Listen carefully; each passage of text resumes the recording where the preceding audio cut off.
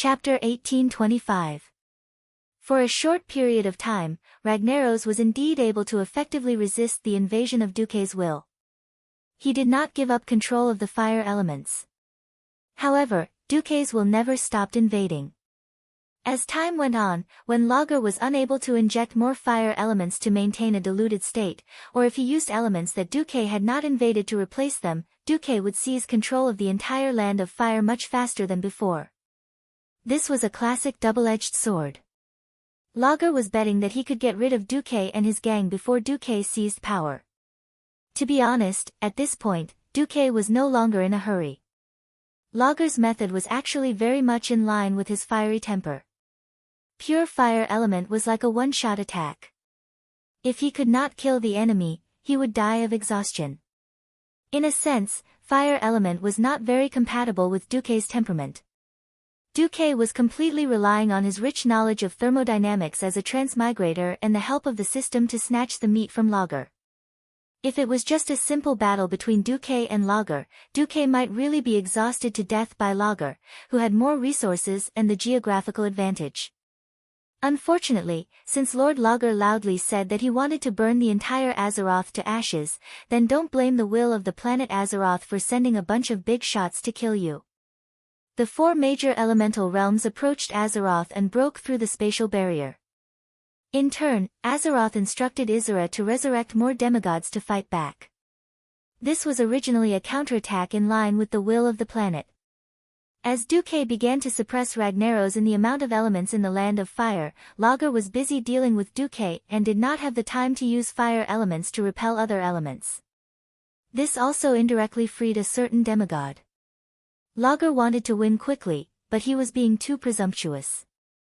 The demigod team had Cenarius, the super healer, on their side. Body-devouring flames. Ragnaros raised his hand and immediately covered 1/3 of the platform with flames. Several mortal heroes and demigods who couldn't dodge in time were bathed in flames. Tranquility.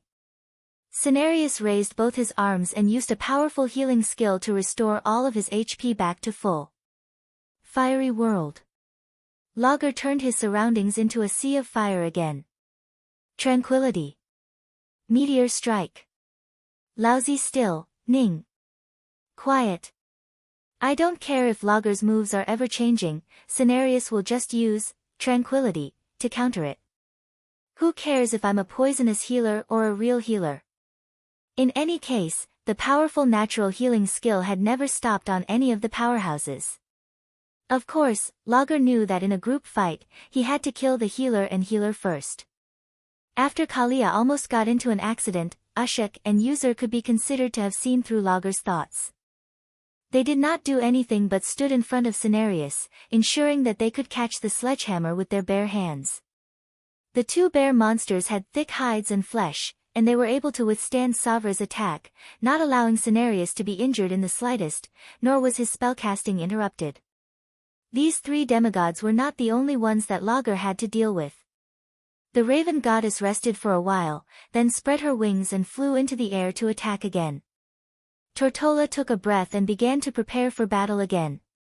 The Wolf God Goldrin's attacks did not stop. This did not even include the attacks of the other mortal powerhouses. Theon, Varian, Hoof. These mortals wielding divine artifacts were not the least bit inferior to the demigods in terms of attack power. Lager wanted to use the Sons of Flames and Sons of Lava to deal with the mortals, but he helplessly realized that his underlings were no match for these mortals. Even without these big shots wielding divine artifacts, the other mortal powerhouses were enough to beat these small fire elementals into pieces. What was even more disgusting was Duque. As Duque's willpower spread through the fire elementals, Lager began to be unable to use the fire elementals to disperse the other elements into the surrounding space through the void. Using a high concentration of elements to disperse the other elements also meant that willpower had entered. Duque wanted to fight against Lager's willpower, so if Lager used his own willpower to fill in the gaps, wouldn't that be exactly what Duque wanted? Pure violence could not kill the demigods on Duque's side. Even if they were injured, they would not die. After a short while, even if they were on the verge of death, they would revive on the spot and continue to fight Lager. Lager felt a little powerless to fight for the control of the elements. As Lager's control over the fire elementals decreased, Cenarius, who rarely used spells other than the nature element, began to use ice element spells. As the leader of the nature element, Cenarius did not only know nature element spells. In fact, he could use many spells that were beneficial to the natural world. A torrential rain suddenly came and extinguished many of Ragnaros's flames.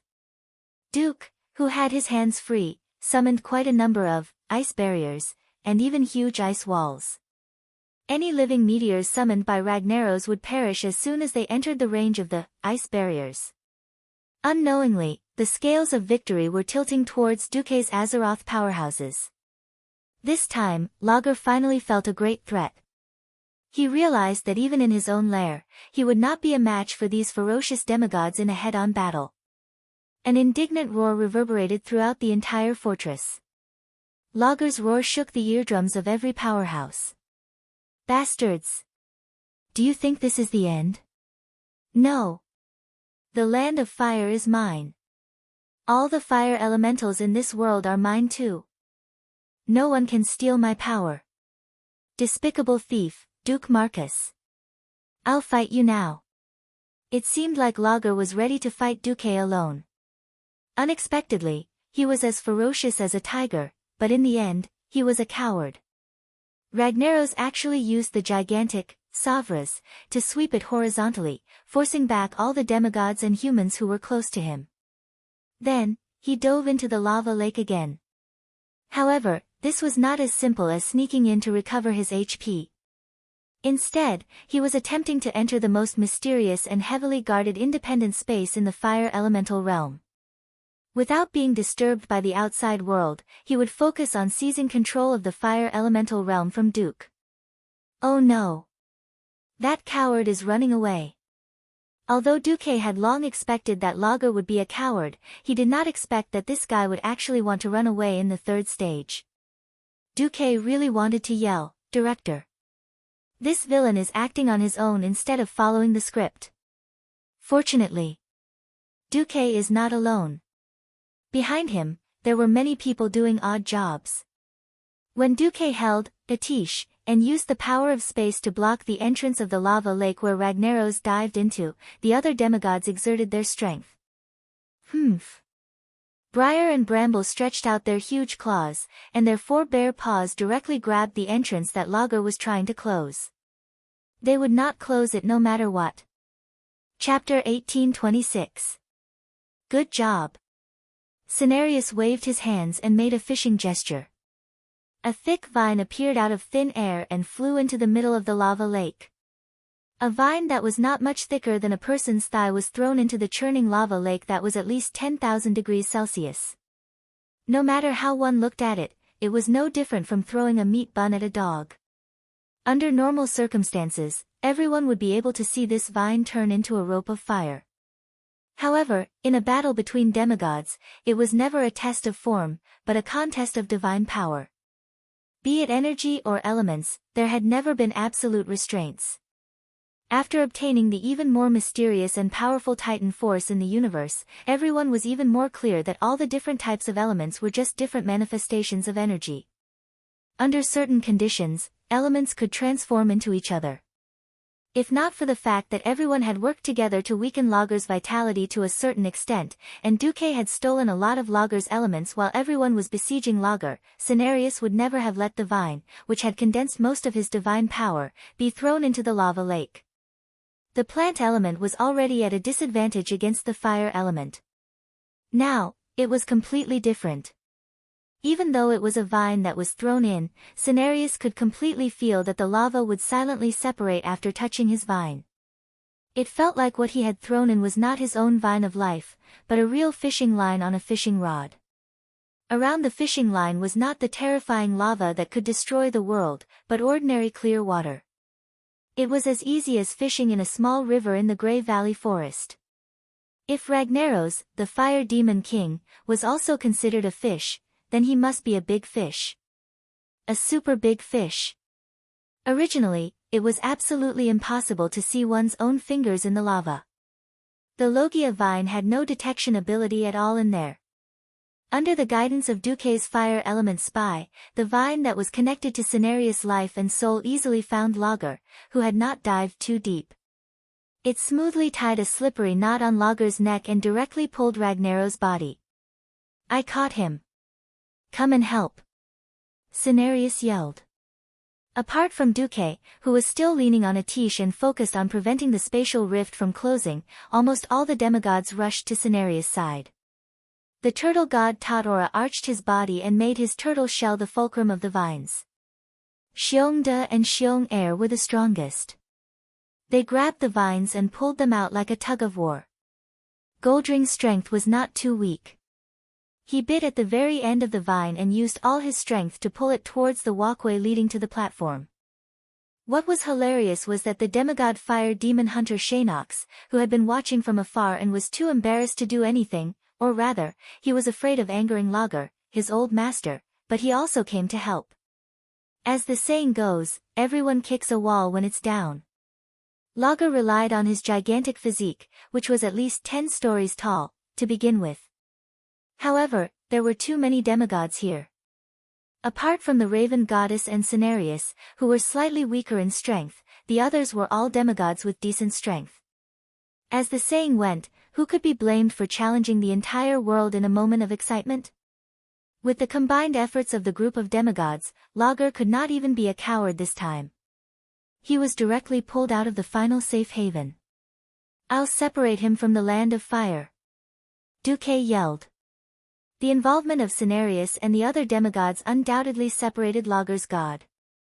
While Lager was busy struggling in the lava lake, Duque suddenly increased the pace of his attacks. Many mortal heroes noticed that the lava lake that Lager had dived into had started to cool down. Even though they could still see the golden light shining from below, the surface of the lava lake had undoubtedly started to solidify. It was a grayish-black color that appeared after volcanic ash cooled down. The next moment, Lager's gigantic upper body was pulled out of the lake. In the center of the lake that was starting to cool down, Lager discovered that he could not break free from the damned vines, so he simply broke through the rock wall and stepped out with one leg. Then, he used the other leg. Before the lava completely cooled down and solidified, Ragnaros's entire body finally appeared on the platform. When his gigantic body was pulled out by the vines, Hoof exclaimed when she saw Lager's appearance. "Oh my god! Lager was actually pulled out by you guys in his underpants." It would have been better if she had not said that. Now that Hoof said that, the group of Alliance heroes burst into laughter. Back in the day, Lager's clone was so high-end and magnificent. His burly upper body, domineering bracers, armor, and breastplate, the gigantic fire demon warhammer that seemed to collapse mountains every time he waved it, and his lower body was constantly spinning like a fire tornado. Ragnaros, who was in the molten core, undoubtedly gave everyone a supreme epic feeling. The description of the fire demon king from the heroes made countless busybodies in the tavern sigh with emotion. The children who worshipped the heroes were also moved. What the hell was this Lager? It would have been fine if they did not look at his lower body. One look and they felt that he was not just one level lower. Although everyone could imagine that he was a humanoid creature with 2 hands and 2 legs.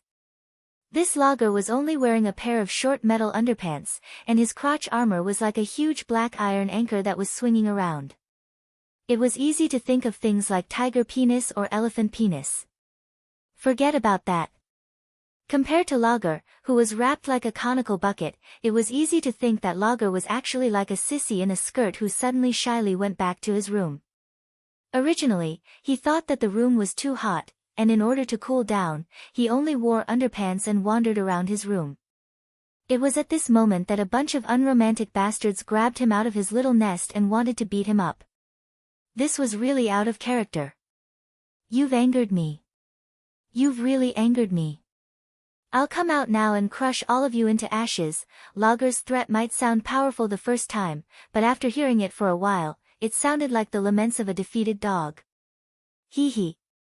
Hee hee hee hee.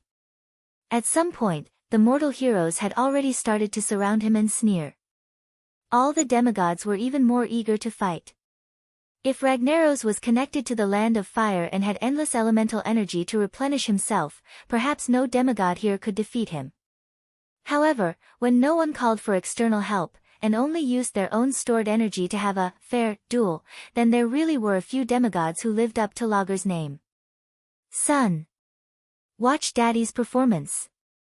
It was not that Goldring did not mean to break his promise, it was just that he had suffered for a long time, and in a moment of excitement, he had forgotten. Chapter 1827. It had to be said that the wolf god's all-out attack was quite ferocious. At least in the first round, Lager could not keep up with Goldring's speed at all. Whoosh! Whoosh! Whoosh! Dozens of claw shadows tore through the air and quickly streaked across the void, imprinting themselves on Lager's huge body and causing him considerable damage. Ragnaros was not an earth elemental giant, and he did not have a body that could knock the teeth out of dragons. Other than the few metal armor on his body, Lager was dressed like a berserker. If he changed to a shield and changed his hammer to a spear, he would look like a Spartan with 300 red underpants. In a rage, Lager swung his hammer at Goldring. Unfortunately, the difference in size and speed made Lager look like a human lord trying to deal with a white mouse that had crawled all over his body. The waist between Lager's breastplate and belt was as big as a racecourse for Goldring. If Lager had focused all his attention on Goldring, the Bear brothers would have already arrived. Oh, ha! Ha! Ha! Ha! Ha! Two pairs of bear paws flew up and down, each of them able to hit a large patch of lava from Lager's waist. When Lager tried to send these two huge opponents flying with a sweep, it was tortoise god Totora's turn to face his hammer. When he released a large-scale fire spell, it was Duque and Iwina's long-range attacks. Iwina's attack power was limited, and could only be considered a nuisance at most. Duque, the thief who had stolen the origin of fire, was the one who was aggressive. Just think about it, even Cenarius had started casting frost spells. How could Duque, the demigod of the weave, not attack? A terrifying icicle large enough to make Orgrimmar the main beam of the great hall of the great chieftain appeared out of thin air and stabbed straight at Lager. The 15-meter-long icicle was sharp at the front and thick at the back. It was a fatal nail. Lager could imagine that if he was stabbed by this icicle, he would be in big trouble. The icicle contained terrifying frost elements, and he felt as if Duque had forcefully compressed an entire iceberg into this icicle. Meteor. He could no longer care about anything else. A huge fiery meteor suddenly solidified in midair. With extreme precision, it struck Duque's icicle from above. A victorious smile appeared on Duque's face. I'm not afraid that you won't fight back, I'm only afraid that you won't accept my challenge. To condense a fireball, one needed to inject willpower. Duque was such a scoundrel. As soon as Lager put his will in, Duque's willpower would follow. The two wills launched a fierce attack in the air in a way that mortals couldn't see. One side was furious. One side was a grindstone made of flesh and blood. It spun continuously like a tornado, grinding away at Lager's willpower. Lager was a veteran demigod and the only master of the fire elemental realm for tens of thousands of years. His strength was unquestionable. Unfortunately, as the saying goes, 2 fists are no match for 4 hands. The icicles that Duque threw at him were enough to keep Ragnaros busy. Not to mention the demigod fire demon hunter who was trying his best to please his new master, 6 gods of the wilderness, and more than half of the mortal hero group. Countless injuries were left on Ragnaros' burly and huge body. For a moment, he wished that his body was covered in armor. Then, he wouldn't have to suffer so many physical injuries for no reason. Right now, he was like a water bag riddled with holes. Magma was gushing out from almost every corner of his body. In the past, the magma was just a part of his body that he constantly replaced. Now, it was his life force that would never return. Duque, Marcus, Ragnaros let out the loudest roar since the start of the battle. He raised his Savras warhammer high and bent his body backward. He didn't even notice that the middle finger of his naturally extended left hand was bitten off by Goldring. Lager was going all out. Right at this moment, the space that was filled with red and yellow was dyed with a more dazzling golden line. Duque disappeared. A mage's most common spell was Flash. 499. 99% of the mages in the world, Flash was only a spell used for escaping. Even after Duque transmigrated, it had been like this for a long time. This time, it was a little different. Between the afterimage that he left at the place where he used Flash and the figure that appeared in the air behind Lager after he flashed, there was a thin golden line connecting the afterimage and the body. Only the top demigods who paid the most attention to the overall situation would notice that there was a hole in Lager's seemingly thick and hard black metal breastplate, a hole that could allow a human to pass through. Through this hole, the thin golden line continued to extend backward. It pierced through the northern wall of Sapron Fortress outside the huge lava lake and even the spatial barrier of the Land of Fire. At this moment, on Duque's Song of Light and Shadow, there was a fist-sized crimson bead.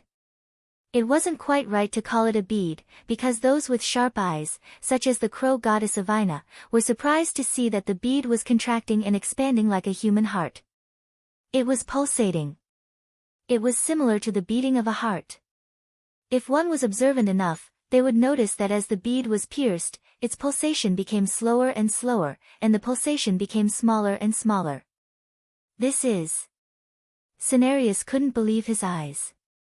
Ragnaros, whose chest had been pierced, finally showed a second expression other than anger. It was a look of horror and fear. Lager let out a scream that didn't match his usual deep voice. No, a very strange scene happened. He thought that as the king of fire demons and the ruler of the Land of Fire, Ragnaros' death would be grand and heroic. Even if it was T. It should be a big explosion. A mushroom cloud or something. Unfortunately, it didn't happen. When Duque stabbed Ragnaros with his sword and took away the last 1% of his HP, Lager's death only melted like a candle under high temperature. The 10-story tall body turned into the most common form of lava in the Land of Fire. It began to melt and flow in all directions, flowing back into the lava lake through the holes on the platform. His pauldrons, breastplates, and bracers, which weighed at least 100 tons, all slid down along the melting body and finally fell off the body of the King of Fire Demons. The earthworm-shaped runes on the equipment that were once shining dimmed. If it weren't for the huge equipment that still retained the appearance of the Titans, one would even think that they were natural scrap metal and not the equipment of the once glorious King of Fire Demons. Chapter 1828. To the veterans of the hero team, oh, the veteran team members, this was just another feat worthy of praise by the Great Alliance hero team.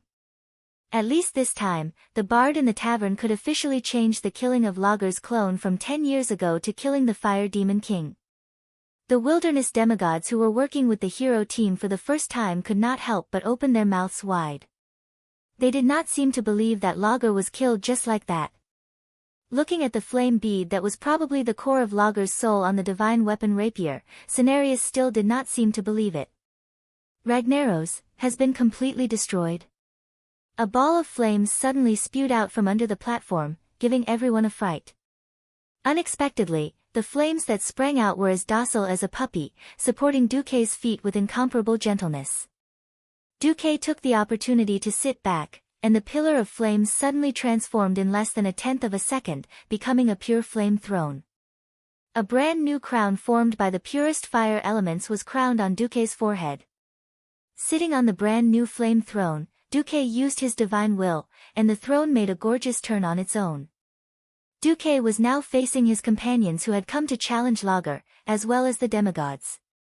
Every powerhouse could not help but purse their lips or move their lips, quietly waiting for Duque to speak.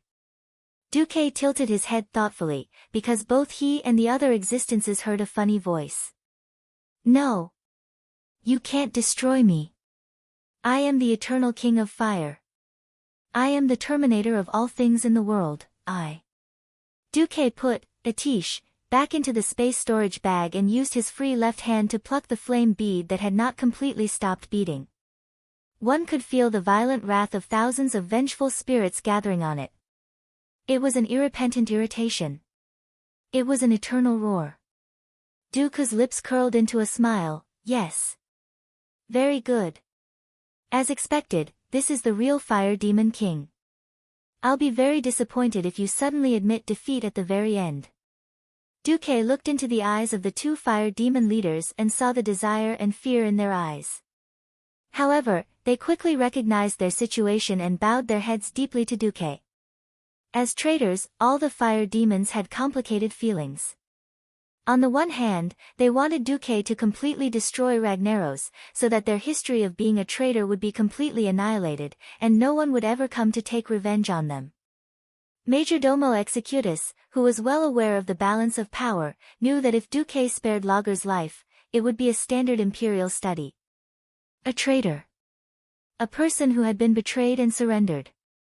This kind of natural opposition doomed the fire demon's future to be miserable. It was not that Dooku had no precedent of forcing a demigod of a foreign race to surrender. Not to mention others, the Kiraji twin emperors were the best example. For a moment, Shaynox wanted to say something to see if he could urge Dooku to destroy Lager. Instead, it was Majordomo who grabbed this powerful but not so smart former subordinate. Majordomo shook his head almost imperceptibly. Dooku looked at the two fire demon leaders who had lowered their heads, smiled, and crushed the lava core that carried the last of Lager's soul. Ah! No! For a moment, an unprecedentedly violent impact of the soul and divinity directly blasted into Dooku's spiritual world. The next moment, the sky and the earth changed color. The lava at the bottom of the platform, the ruins around Saffron Fortress, and even the lava that splashed on the surrounding walls, all dimmed at this moment. It was very obvious that the temperature of the air began to drop. Even without Dooku's ice shield, the temperature of the surrounding environment was still unbearably high, but the terrible pressure that could destroy everything at any time was gone. In a broad sense, the Land of Fire was a very vast place. After the Land of Fire overlapped with planet Azeroth, it occupied at least the entire southern foothills of Mount Hyjal. On the defense line close to the north, a large number of low-level and mid-level fire elemental creatures were crazily attacking the defense line formed by Guardian Hyjal, the Night Elves, and the Dalajan Mages. Unlike the casual leveling at the beginning, as the Land of Fire further integrated with the world, the stability of the space brought more mid-level and high-level fire elemental creatures. In fact, the defense line was already tight in many places, and was even broken at one point. It was all thanks to the elite mages and mages sent by the Dalajan mages to retake the position. Suddenly, all the fire elemental creatures stopped attacking. They could not even fight back in the face of the allied army's attack. Not only the fire elemental creatures, but all the soldiers of the allied army who had a certain level of elemental perception felt an inexplicable throbbing in their hearts. Be it the allied army or the fire elemental creatures, they all turned their heads and looked towards the south.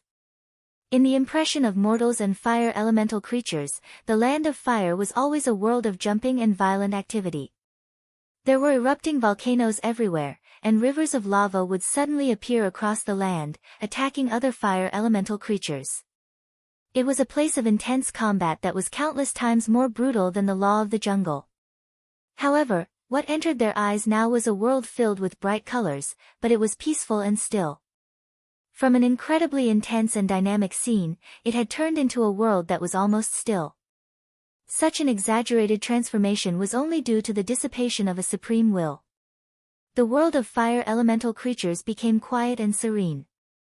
The entire world of fire seemed to have calmed down, obediently and silently prostrating towards the new Lord of Flames. It was practically the most humble servant. On the Flame Monarch, Dooku widened his eyes. Anyone could see that a ball of golden flames was burning in Dooku's eyes, growing stronger and stronger. Dooku could clearly feel that his will, which had once been difficult to advance in this world, could now soar freely and extend as it pleased. At this moment, all the new mages connected to the weave could feel the laws of fire magic in the entire weave undergoing a huge change. Not long ago, fire magic had always required the most spiritual force out of the three main types of magic. It was like a free wild horse, refusing to be enslaved in any way. Now, powerful fire elemental creatures seemed to be fearful as they lowered their prideful heads towards the mages. Not long ago, Due to the conflict between Ragnaros and Duque, every mage had a strict limit on the quantity and quality of fire magic they could use each day. Now, new energy had been injected. The master of this mighty magic network, Duke Marcus, had officially announced that the entire fire elemental plane would be under the control of the Weave. From today onwards, fire magic and spiritual force will be sold at half price. Duque announced. Chapter 1829. Whether it was the mages on duty far away in Northrend, the various posts in the Eastern Kingdom, or the mages at the front lines of Mount Hyjal, they all welcomed Duque's policy of having the price of mental strength for fire magic. All along, the destructive power of fire magic had been the undisputed leader among the three elements. But in this life, because Du had led a team to fight against Ragnaros' clone in the Molten Core and created the magic net, the use of mental strength for fire magic was much higher than in history. Unfortunately, there was a limit to the number of times it could be used. Now that the price of mental strength for a fire spell was halved, the cost-effectiveness of fire magic was far higher than that of ice and arcane magic. It could be imagined that from today onwards, there would be more followers of the Five Fireball Church. This was just the benefit of selling themselves to Pharaoh for the magic net. The greater benefit was at the defensive line of Mount Hyjal. I know that the mages at the front lines have made outstanding contributions and great sacrifices in order to protect the world. As the new master of the Land of Fire, I allow you to contract these fire elemental creatures as you wish, as long as it doesn't exceed your own mental strength. Duque's announcement sent the entire Dalajan into another kind of uproar. The development of magic changed with each passing day. Ever since the battle at the Molten Core, the Dalajan mages led by Duque had greatly strengthened the spell, Summon Water Elemental. The summoned water elemental creatures would improve along with the master's strength. Of course, the main reason was that as the master, the spellcaster had greater control. Another important reason was that Duque had negotiated a mutually beneficial deal with the Haitian Water Elemental. The Haitian Water Elemental would summon its people and compatriots to respond to the summons of the magic net mages. So in this life, Pharaoh's Water Elemental was definitely stronger than the Horde's. Everyone knew that Pharaoh could summon water elemental creatures. As long as the summoning was not cancelled, the water elemental creatures would follow the mages around. Let alone attack, they would even be quiet decorations until the mages gave the order to attack. However, mages never had a spell like, Summon Fire Elemental. It was awkward just thinking about it. Pharaoh, who was an ice mage, could find a water elemental pet. As long as he paid a small amount of spiritual energy, an ice mage could even let the water elemental pet stay by his bed as a guard while he went to sleep. The water elemental was not annoyed. If you wanted to perform, it would quietly watch you act cool. If you wanted it to beat someone up, it would shoot frost arrows. If you wanted it to be a bodyguard, it would beat up whoever beat you up. The water element was so useful that the majority of fire mages couldn't accept it. Fire mages would eat their own food. This kind of misery could only be experienced by the fire elementalist himself. For a long period of time, be it the Alliance or the Horde, they used ice magic more than fire magic. There was no other reason. The survivability of the ice element was much stronger, and it was very useful. Now that Duque had taken control of the Land of Fire and become the master of the fire elemental realm, the entire world of magic seemed to have been turned upside down. It wasn't that there were no fire mages who wanted to use fire elemental creatures as long-term summons. Those imaginative Dalajan pioneers even tried to enslave the summoned fire elemental creatures by imitating the warlock's method of enslaving demons. The results were terrible. Fire elemental creatures not only consumed more of Pharaoh's spiritual energy, but more importantly, fire elemental creatures were extremely irritable. If they were unhappy, they would rather self-destruct than listen to a mere mortal's orders. It was this characteristic that made enslavement of the fire elemental essence an unstable, semi-forbidden magic that made it so that I would rather perish than let you off. Of course, it wasn't that fire elemental couldn't be summoned. For example, the shamans were very good at this. Through the fire elemental totem, they could summon the fire elemental for a short period of time to help fight monsters. Short-term summons were different from long-term bodyguards.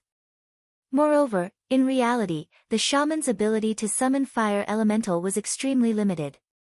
They would first contact the fire elemental realm with their spiritual energy, then humbly ask for the fire elemental's help through spiritual communication. Under normal circumstances, the fire elemental totem would be effective. But, the fire elemental could ignore you. This meant that the fire elemental totem in this world wasn't very effective in actual combat.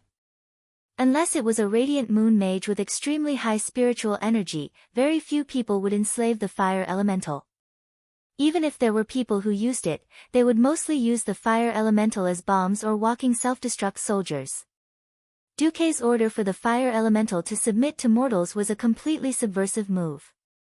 Using their own spiritual energy to attract the fire elemental and condense it into a fire man couldn't possibly have its own will. How could the summoned fire elemental fight?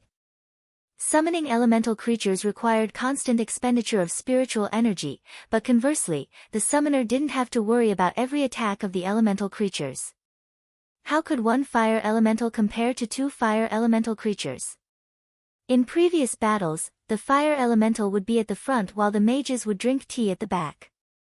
For a moment, the pharaoh at the front line of Mount Hyjal was full of ideas, and all sorts of new tricks were developed almost instantly. Some people contracted 4 fire elemental creatures and really played with 5 fireball gods. Some people contracted more than 10 inferno imps in one go and played with group fire arrows. There were also people who had designs on the molten demon hounds. What the hell, they actually contracted smaller molten demon hounds as mounts. That was so cool that others would die of envy. There was even an ice mage at the Morning Star rank who tried to contract multiple fire elemental creatures. He succeeded, and then summoned a fire elemental and a water elemental at the same time. Unfortunately, before he could truly experience what it felt like to have ice and fire at the same time, the water and fire elemental creatures under him started fighting among themselves. It wasn't a small fight, but a fight to the death. This was amazing. 2 mages had clearly summoned a water elemental and a fire elemental each.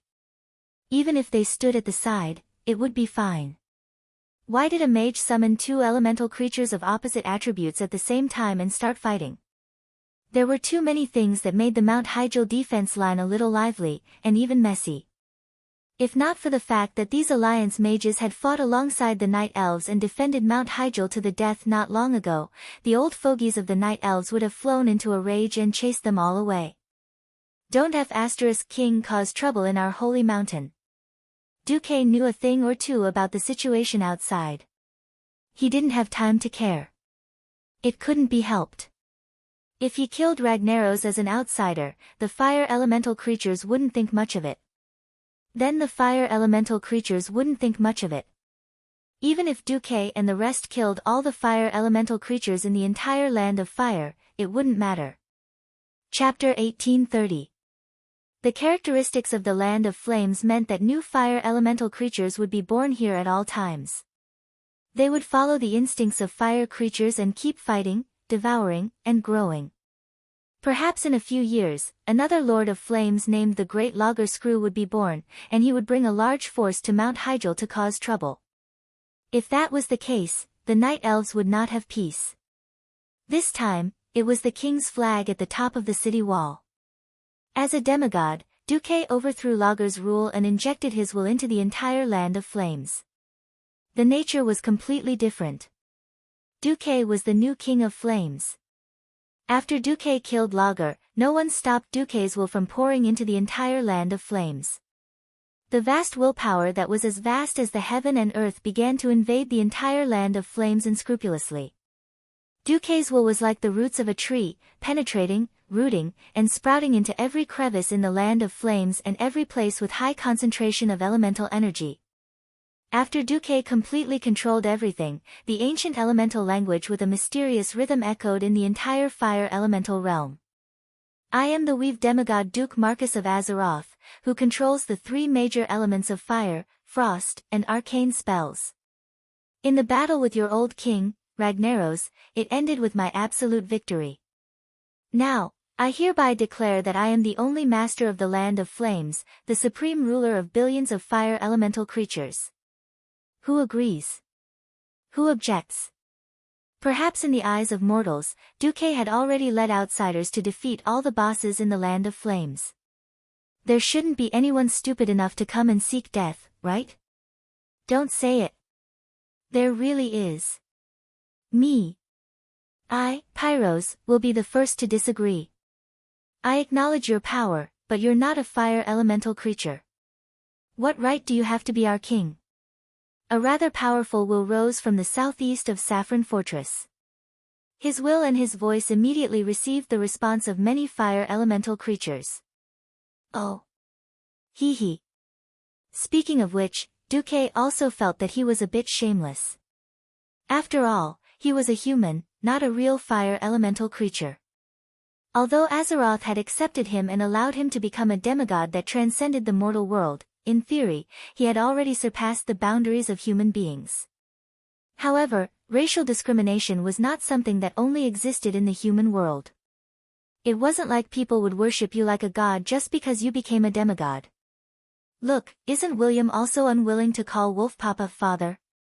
Goldring and William were on the same side. Of course, William couldn't do anything to the wolf god. Duque and this guy who called himself Pyros weren't on the same side. After controlling the land of fire, this world of fire would become Duque's backyard. A huge eye opened above the head of the powerful will. It was a pure flaming eye. It was enormous, mysterious, and carried with it an irresistible pressure. This was the terrifying aura from the new Flame King. Duque could clearly see who the opponent was. Pyros was a lava giant. Hot lava flowed all over his body, but he lacked a rock layer that was hard enough to protect his body. However, the temperature of the fire elements on his body wasn't too high. Most importantly, Duque remembered who he was. He was the son of Lord Leolis, who had just been killed and was commonly known as left and right legs by the players. Duque, who was sitting on the flame throne, had a contemptuous smile on his face. Indeed, a family should be neat and tidy, right? His father's corpse hasn't even turned cold, and it's his son's turn soon. This sentence caused the Alliance powerhouses and demigods who were watching this scene from the huge flame screen to reveal a playful smile. Duque flicked his finger, and a huge flaming tornado appeared above Pyro's head. In less than 3 seconds, this huge flaming tornado compressed a massive amount of fire elements at an extremely high intensity. Under the gaze of all the fire elemental creatures within a radius of several kilometers, it turned into a huge fist. The atmosphere was rioting. All the conscious elemental creatures fled the area in fear. Pyro sensed in shock that the power he was familiar with was leaving him, and an even greater and boundless power from the true master of this world of flames was about to descend. This flaming fist wasn't something a little lava giant leader like him could withstand. He didn't beg for mercy, nor did he resist. He just stared blankly as Duque's uncontrollable power dominated and took over the surrounding space. That's right. Duque was showing off his prowess. And he was the chicken that Duque killed to show the still untamed fire elemental creatures of this world. Asterisk boom. Asterisk the huge flaming fist finally descended. This wasn't a simple physical attack, but an elemental bombardment through and through. A thick pillar of fire that would take 30 people to wrap their arms around connected the ground where Pyros stood with the endless flaming sky. This rather powerful lava giant leader, who should have survived until Return of the Legion, before dying, just like that, his soul and body were reduced to dust in this fiery land. Just like that, Lord Riolis's lineage disappeared from the history of the land of fire forever. More flaming eyes appeared in the sky of the land of flames. They used their sharp gazes to sweep across all the fire elemental creatures on the scorching land. As the flaming eyes blinked, a sharp voice rang in the ears of every fire elemental creature. Who? Who else? Who disobeyed the rule of the new Lord of Flames, Duke Marcus? Is it you?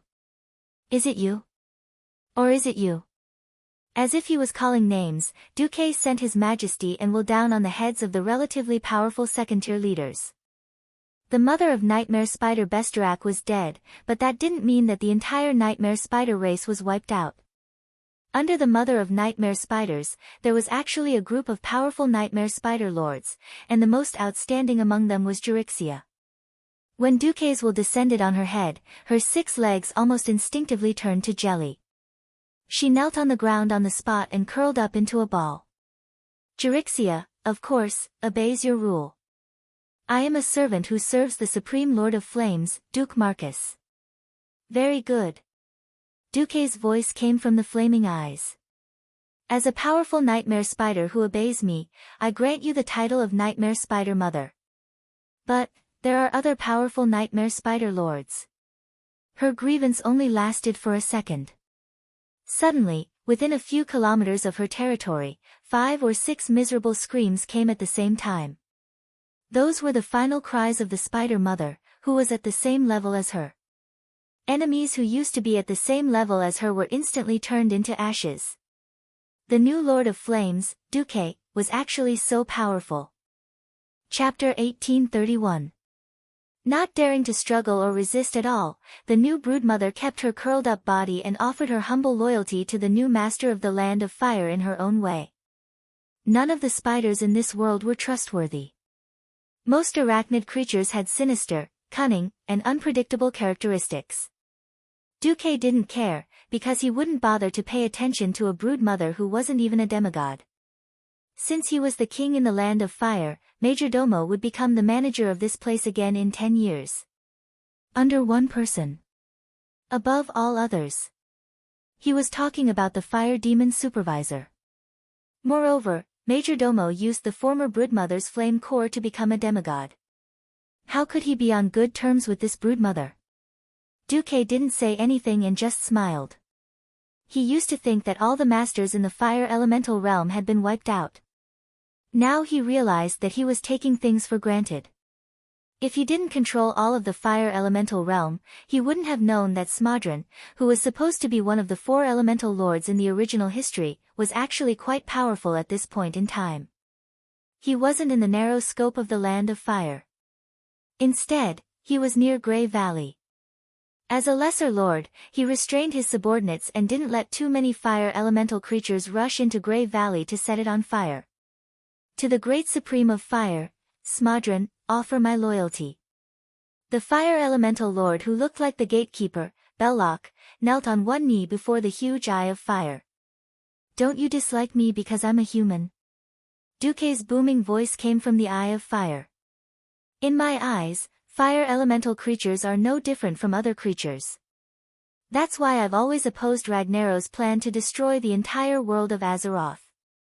I lack the strength to fight against him, so I exiled myself to this remote place. Smodron was speaking the truth. The fire elemental density in his territory was obviously far less than in Lager's lair. Of course, if he had been recruited by Lager earlier, he would have been lying on the ground like the other stubborn fire elemental lords, and even his flame core had been dug out and devoured. Duque was quite satisfied with this guy. Very good. Come to my throne room, and I will grant you your rightful place. A huge door of flames opened in the void. Smodron did not resist and walked in directly. When he came back to his senses, he saw Duque surrounded by a group of fire demons and a group of demigods. Without much to say, he knelt down on one knee and swore his loyalty. The ceremony was completed. In terms of pure strength, Smodron was definitely the strongest among Duque's fire element subordinates. First come, first served. Duque had to give the loyal Majordomo a higher status. For the time being, apart from Duke, Majordomo and Nox were ranked second, and Smodron was third.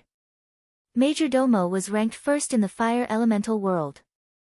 In the long run, Duque would consider giving Smodron the second position after he made a contribution.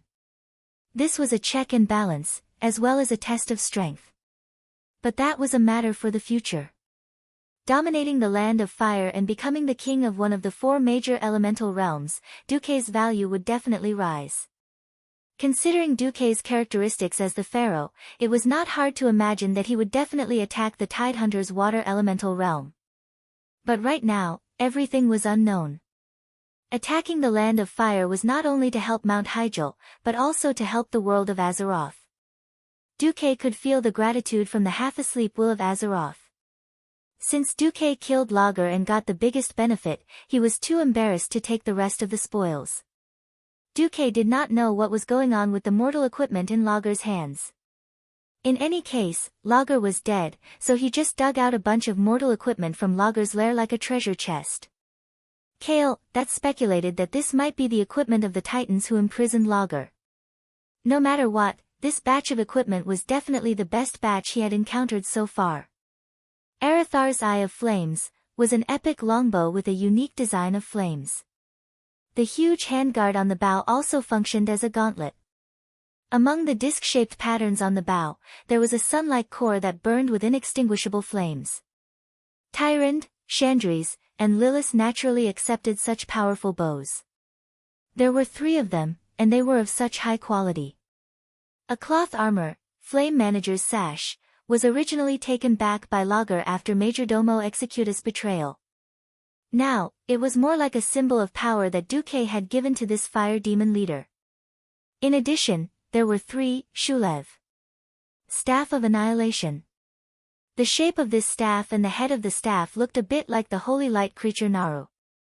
This was because every piece of gold and rose-red metal in the shape of flames was suspended in the air, surrounding the energy gem that shone with a mysterious radiance at the head of the staff. It was not very powerful to call it an energy gem. In standard terms, it was an energy formation that was solidified at the head of the staff. The mysterious energy of destruction was fixed at the head of the staff in a whirlpool-like manner, constantly absorbing the surrounding elemental energy to provide more powerful magic power for the owner of the staff.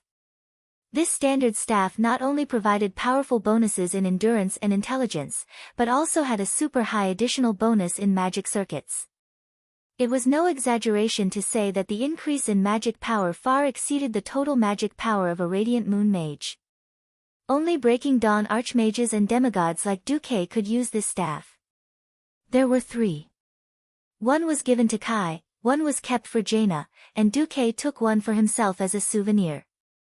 Kagwan Balrog King's Warhammer was actually a milk hammer that increased magic power. Because of its powerful comprehensive properties, as well as the increase in spirit and level acceleration, he kept it. When Riadaline returned, he stuffed it into the Blood Elf Knight leader's hands. The bastard Gavin Rad actually had the nerve to imitate Riadaline's speech, pinching his throat and shouting, "Boo-hoo! Are you trying to make me never return on the path of healing?" If Riadaline heard this, she would probably want to cry.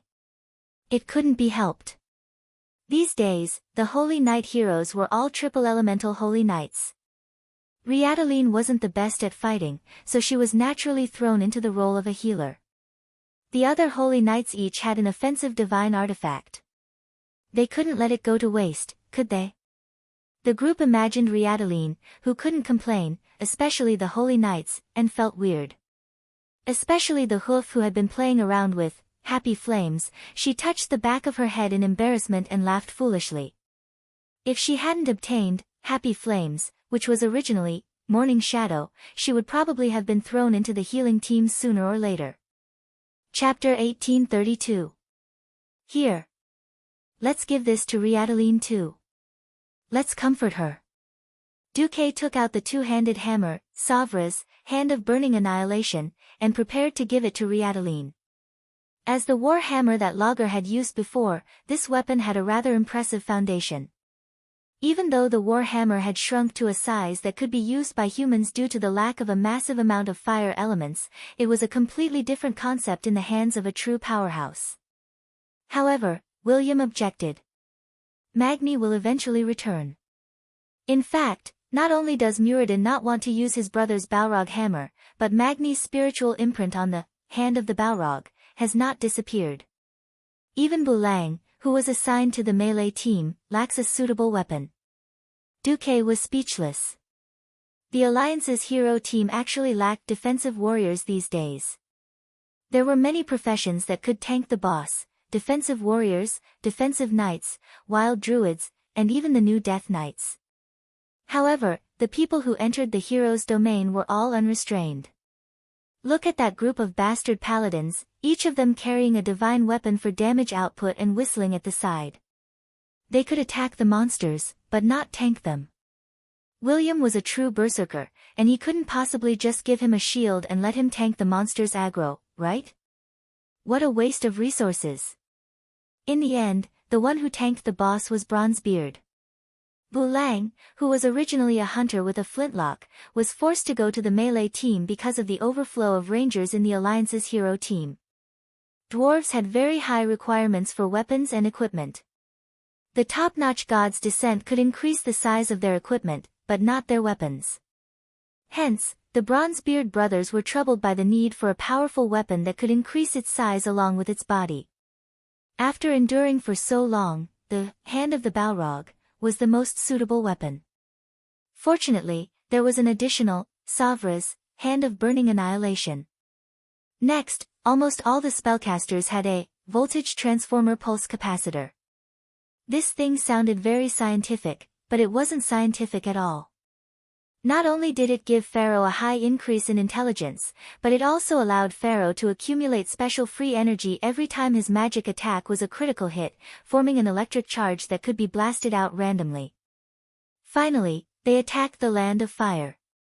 After wiping out all those who resisted, they left. It was necessary for everyone to have a set of work clothes. The Thief, Death Knight, Mage, and Druid all had the Flame Victor set. Paladin, Priest, and Warlock all had Flame Conqueror set. The Warrior, Ranger, and Shaman all had Flame Protection set. It wouldn't be wrong to say that these were work clothes. In the end, these were the standard equipment left behind by the servants of the Titan giants. After killing the boss, it was the perfect time to let these items see the light of day again. Most of the time, it wasn't because of how good the set was. Even if they were all individual pieces, they wouldn't necessarily be much weaker than the set. Keeping the suit was purely a memento of an era. William, for example, had specially opened up a basement in the Storm Fortress to store his used armors. From the Courage and Strength sets in the early Molten Core era, to the Fearless set in the Middle Period, to the King of Emer set in No Scent. In terms of equipment attribute bonuses, these sets were already outdated. William couldn't bear to throw them away. Firstly, these pieces of equipment couldn't be given to anyone after being soul-bound. Secondly, they were proof of his bravery. Even today, he would catch the little Prince Anduin Rin from time to time and let him look at his father's collection. It wasn't to prove how awesome his father was, but to let him learn from the vigor of a warrior. Unfortunately, little Anduin seemed to have gone further and further down the path of filth. In order to prove himself, this kid was already clamoring to join the Alliance of Heroes. He kept saying that Duque had stabbed Sargeras to death at this age. William's face was very dark because of this. The biggest beneficiary of killing the Fire Demon King was Duque. If not for Duque saying that there was no way to move the Land of Fire, Cenarius and the other demigods would be even happier. The fusion of space was not as simple as mortals thought. Since the Land of Fire was attached to the southern foot of Mount Hyjal, it couldn't be separated easily. Cenarius was a little indignant at first, but Isra came out in time to explain that even a true god couldn't separate such a large plane after fusing it. There was really no other way. Duque could only make a sacred oath in front of the guardians of Mount Hyjal. As long as he was still the boss of the Land of Fire, he would restrain the fire elemental creatures and not let them run around. In view of Isra's guarantee for Duque on this matter, Cenarius remained silent, which was rare. Moreover, the current situation didn't allow the naturalists to think too much, because the cataclysm brought about by the elemental invasion was still ongoing. The fire elemental world was settled, but the earth elemental world hadn't arrived yet. At least there was still wind and water. Duque got a group of wilderness gods out, and the Alliance of Heroes was once again in a position to attack at any time. This made the entire alliance heave a sigh of relief. In Theramore, Jaina, who welcomed Duque, pounced on him without any hesitation. Like a playful little girl, she hung on Duque's body like a koala. Duque smiled, hugged her light female body, and spun 1080 degrees on the spot. Duque, I knew you'd always be the best. Jaina was extremely excited. Let me tell you, those barbarians from the tribe haven't taken down the Twilight Fortress yet. Oh. That's normal. Duque didn't care too much. With Brainless Roar in power, the tribe and the alliance were destined to go further and further apart. Duque couldn't wait for Brainless Roar to use up all the vitality of the tribe. From a certain point of view, it was indeed a solution to solve the food shortage problem by sending people to their deaths. Unfortunately, this was a classic case of putting the cart before the horse. A race with too few people could never become the ruler of a vast land. Yes, Duque, do you think the tribe can take down the Twilight Fortress? Jaina asked after a passionate hug. Before Duque could speak, there was a cold snort from the side. Humph. Impossible. No matter how weak my mother is, she's still my mother. Even if she resurrects, she'll definitely be stronger than me. The one who interrupted was naturally Onyxia. She sensed Duque's arrival at Theramore and flew over immediately. Duque curled his lips, feeling that the relationship between the Black Dragon King and his family was really interesting. On this point, Duque agreed. Sinestra is very strong. If it were the current Garrus, even with the Dragon Slayer Gruul, they wouldn't be her match. As long as she's here, the tribe can forget about taking down the Twilight Fortress. Duque turned his head and looked west, where the battle was. He smiled and thought to himself, Brainless Roar, I'll just quietly watch you show off and quietly watch you court death. Chapter 1833. Is there anything we can do now? Onyxia seemed to be eager to try. Basically, we just wait. But since I'm back, you can go to the Dragon's Slumber Temple in my place. Duque gently hooked the Black Dragon's little nose. Is there a fight? The Black Dragon looked up. Are you asking if there are weaklings for you to bully? Alright, there are. Duque smiled. Even the Black Dragon blushed a little.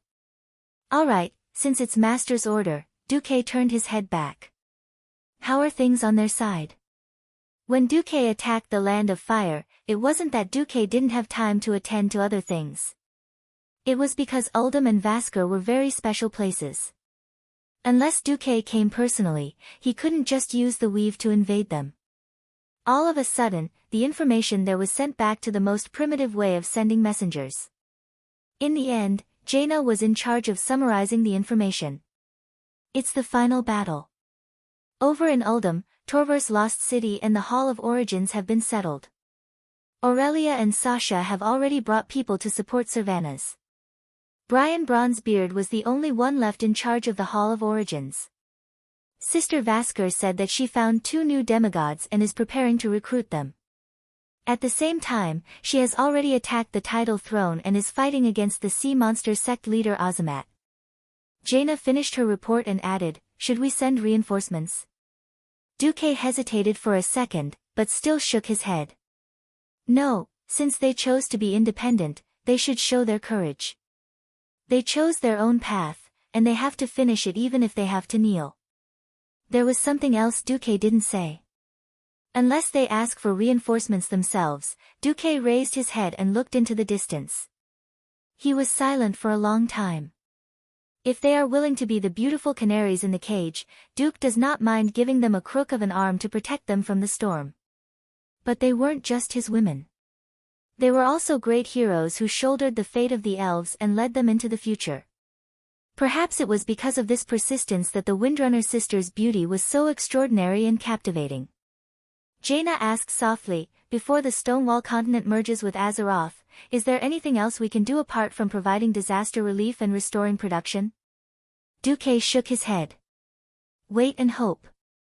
Duque really didn't interfere. If Queen Syriana couldn't deal with Al-Akir, who was known as AWOL Trash, and Vashj couldn't deal with a sea monster suzerain, then how could he expect them to block the Burning Legion's attacks in his territory again and again in the future? Deep into the night, Duque was still anxious. Through the portal, Duque took out a large stack of reports from the Alliance and started to deal with them in the study room that Jaina had left for him. Every queen has her own bedroom and study in her own palace, or in her own summer palace. This was a form of respect and an honor. Duque accepted it very calmly. Hundreds of mages' eyes were reviewing the reports, and even more mages' hands were flipping through these reports. Just like that, Duque lay comfortably on the armchair behind the desk and let his spirit browse through the massive amount of reports. This wasn't something a human could do. Fortunately, Duque was no longer immortal. Knock knock. There was a knock on the door. Come in. Even without asking, Duque knew that it was Onyxia at the door just from the soul connection. It was rare that the Black Dragon Princess actually came wearing a high-slit cheongsam tonight. The slit that reached to the waist showed the vacuum state under the cheongsam. A dignified dragon, but walking like a cat. She climbed over gracefully and went under the desk in front of Duque. Well, it was one of the daily dragon taming lessons, dragon spitting pearls. For Duque's convenience, Onyxia even made a pair of interesting black dragon horns on her head, which could be used as handles. There was another knock on the door. Jaina, who came in on her own, glanced at the humanoid black dragon princess under the desk.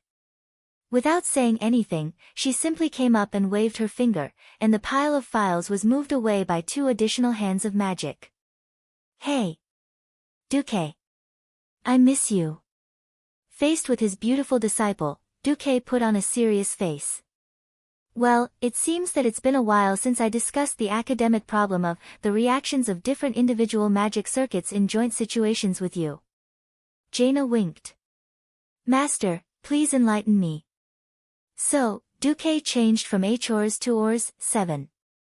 While Duque waited for the progress with his mount in his left hand and a certain queen in his right hand, the Horde's attack on the Twilight Fortress finally came to an end. After all the hardships and the loss of almost 400,000 Horde soldiers, the elites led by Garush finally faced the last leader of the Twilight Fortress, the great traitor Gujar. If Gujar were still a simple 2-headed ogre, Brainless Roar probably could have cut him into pieces on his own. As a boss-level expert who had been greatly strengthened by the ancient god and Zoth, Gujar became a huge problem. Corruption of the ancient god, corruption, acceleration, corruption, plague, corruption, distortion, corruption, absolute. Before him, everybody had to face a cruel test of willpower. The skill, betrayal, tempted every weak-willed warrior to worship Gujar on the spot and raise their battle axes to their companions a moment ago. The corruption of the ancient god, on the other hand, forced him to become a fallen one through all kinds of dark methods. When the corruption reached the second level of plague, he couldn't help but vomit, causing shadow damage to all his companions who were sprayed by the vomit.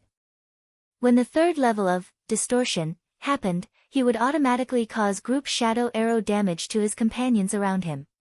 Finally, when absolute came, he would become a powerful warrior and increase his attack power by 100%, but it also meant death. When his companions betrayed him for no reason, Garush chose to kill them. When the old orc Eitrig, Thrall's advisor and expert, entered the distortion state, Garush also shouted, "Traitor!"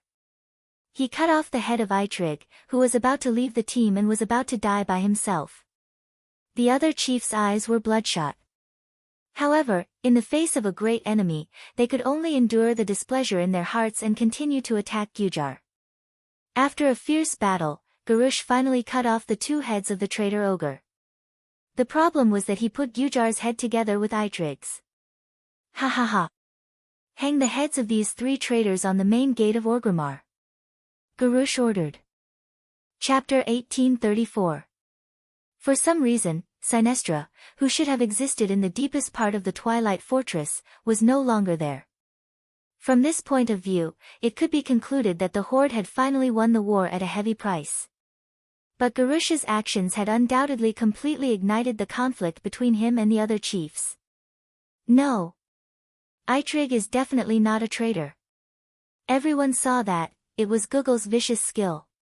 Are you saying that a warrior profession can use shadow arrow? Wajin roared, and he opened his arms fiercely. I didn't ask for your opinion. Trolls. Garush said contemptuously. I agree with Dworkin. Eitrig didn't want to attack us. Dranos stood up, his burly figure even more oppressive than Dworkin's slightly thin figure. Garush was not happy. He pointed his left hand at the tip of Drano's nose, almost poking the forgotten leader's nose. "Shut up. I don't need a dead man to influence my decision. It was I, Garush Hellscream, who led the Horde to win this war against the traitors. I am the only one who will be the victor of this war. Remember. Dead face. In the Horde, only the winner has the final say." After saying that, he fiercely slapped the strong pectoral muscles on his chest, making loud banging sounds. Sparse cheers could be heard from the surroundings, but even more people were silent. Garush's "I" deeply stung everyone present. Not only the tribal chiefs, but even many of the elite beast men who were clustered around the periphery felt that the word was rather harsh. Next to him, Cain, who was covered in blood from the battle just now, strode over regardless of the wounds on his body. The huge totem pole slammed into the ground, making a deafening noise and raising a lot of dust. "Garush. What did you say? Are you saying that you are the only winner? Then what about the hundreds of thousands of soldiers sacrificed for this battle? Were those orcs cannon fodder? Were more than half of our Tauren, trolls, and Forsaken warriors just stepping stones for your prestige?" The Tauren chief, who was as huge as a hill, stood in front of Garush, looking down at the great chief who was shorter than him. Garush already hated the feeling of having to look up to someone. Unexpectedly, Cain was so angry that he sprayed saliva in Garush's face. Any qualified leader with a bit of political sense would never say something like this. However, the reason why Garush was called the Brainless Roar by many alliances was because of his 5 IQ and his personality of speaking without thinking when he was angry. Garush's first reaction after being spat on was to punch Cain in the bull's mouth. It was a powerful, swift, and ruthless left hook. Every tribe leader present saw that the old bull's slightly long face had been beaten until it was deformed. Even the muscles on the right side of his face had received a fierce blow to his gums. At least 3 of his teeth had been knocked out. His huge teeth flew out of his mouth along with the stench of blood. The old bull was a bit stunned. Then, words that made him even angrier rang in his ears. It was Garush's terrifying declaration. "Pay attention to your identity. Cain. You Taurens are just vassals of us orcs. The tribe will always be decided by the orcs, and I am the great chief of the orcs. I am also the great chief of the tribe. Those who don't listen to the great chief's orders can die." Cain looked up and was shocked to see Garush making a throat-cutting gesture at him with his thick right thumb. Long-term injustice. Long-term suppressed anger. The humiliation he had suffered during this period of time. Everything was like a volcano that had been suppressed to the extreme and had to erupt. It erupted in Cain's heart. If the Taurens were a race that Thrall had conquered in war, perhaps Cain would choose to lower his head. But that wasn't the case. The tribe used an integration system similar to the Alliance. In the tribe's declaration, the status of the various races was equal. Even though the orcs in the tribe were numerous and powerful, allowing the orcs to occupy an absolute ruling position, the tribe's declaration did state that other races could challenge the great chief's ruling authority. At this moment, Cain could no longer care about anything else. The Tauren chief pulled out the flag on his back and threw it in front of Garush. According to the tribe's tradition, I, Cain Bloodhoof, request to challenge you for the position of great chief. Come. If you really think you are the tribe's #1 warrior, then accept my Makara. Garush's face turned green and then red. Suddenly, he roared and stomped on one of Kujar's heads. I've had enough. I've had enough. I've had enough of your complaints. I've had enough of your weakness. Why can't you weaklings obediently listen to the orders of the strong? Don't compare me to that weak fellow Thrall. He has already scrammed. Now, the great chief of the tribe is me, Garush Hellscream. Garush raised his bloody axe high. I accept Cain's challenge. Who else wants to challenge me? Is it you? Is it you? Or is it you? If you want to come, then come at me together. As he spoke, the blade of his axe was first pointed at Cain, then at Wajin, then at Dranos, and finally at the goblin prince Galawex. Wajin was not as impulsive as Cain, but everyone could see that his protruding fangs were trembling with anger. Garush, I don't want to fight with you. When you and Cain's Makara are over, I will make my decision. Wajin clenched his fists tightly. Anyone with a brain knew that unless Garush was completely defeated and Cain replaced him as the new great chief, it would mean that the tribe would split. A week later, at the south gate of Orgrimmar, which was opposite the main gate. It was a huge pit with a diameter of more than a kilometer formed due to the cataclysm. Tens of thousands of tribal warriors formed a huge circle, and at the bottom of the pit were the challengers and the challenged of Makara. Cain was the first to shout, Garush. I will defeat you. Under your leadership, the tribe will surely be destroyed. Ow ow ow, Garush brandished his sharp axe. First, he roared at the sky, showing everyone his amazing lung capacity. The wild and primitive roar even suppressed the sound waves of tens of thousands of people for a moment. Then, the young orcs from Nagrand burst into even more enthusiastic cheers. This was their idol, the strong orc that they dreamed of, the role model. No matter what, the one who could lead them to victory was a great hero. Chapter 1835. Perhaps some people criticized Gurus for sacrificing too many of his compatriots for this war. But in the eyes of the traditional orcs, so what? Those who died were the weak. The weak were not qualified to have glory, power, and land. Gurus. Great hero Gurus. It was an earth-shattering cheer, a wild roar, and the shock of tens of thousands of people worshipping him. Garush raised his arms high. He loved the feeling of standing at the pinnacle of power and glory. He raised his father's single-edged axe, Bloodhowl, and waved it a few times. Although he hated his father, who bowed to the human leader, Duke Marcus, he reluctantly approved of his father's actions. At the same time, he felt that Bloodhowl was indeed useful. Of course, he didn't feel anything about his father using a knockoff version of Bloodhowl that he had gotten from a certain demon prince in Karazhan after someone gave him a family heirloom axe. As for feeling the so-called fatherly love. The brave orcs didn't need fatherly love, at least that was what he thought. Gurus pointed at Cain from afar and shouted, Cain, I'll give you one last chance. Admit your identity as the weak and kneel in front of me. Bah! Don't even think about it. Under your leadership, the horde will only be destroyed. Cain retorted. In the temporary auditorium near the arena, other than Gruul, who had an indifferent expression, the other chiefs all had nervous expressions. Cain's son, Bane, clenched his fists.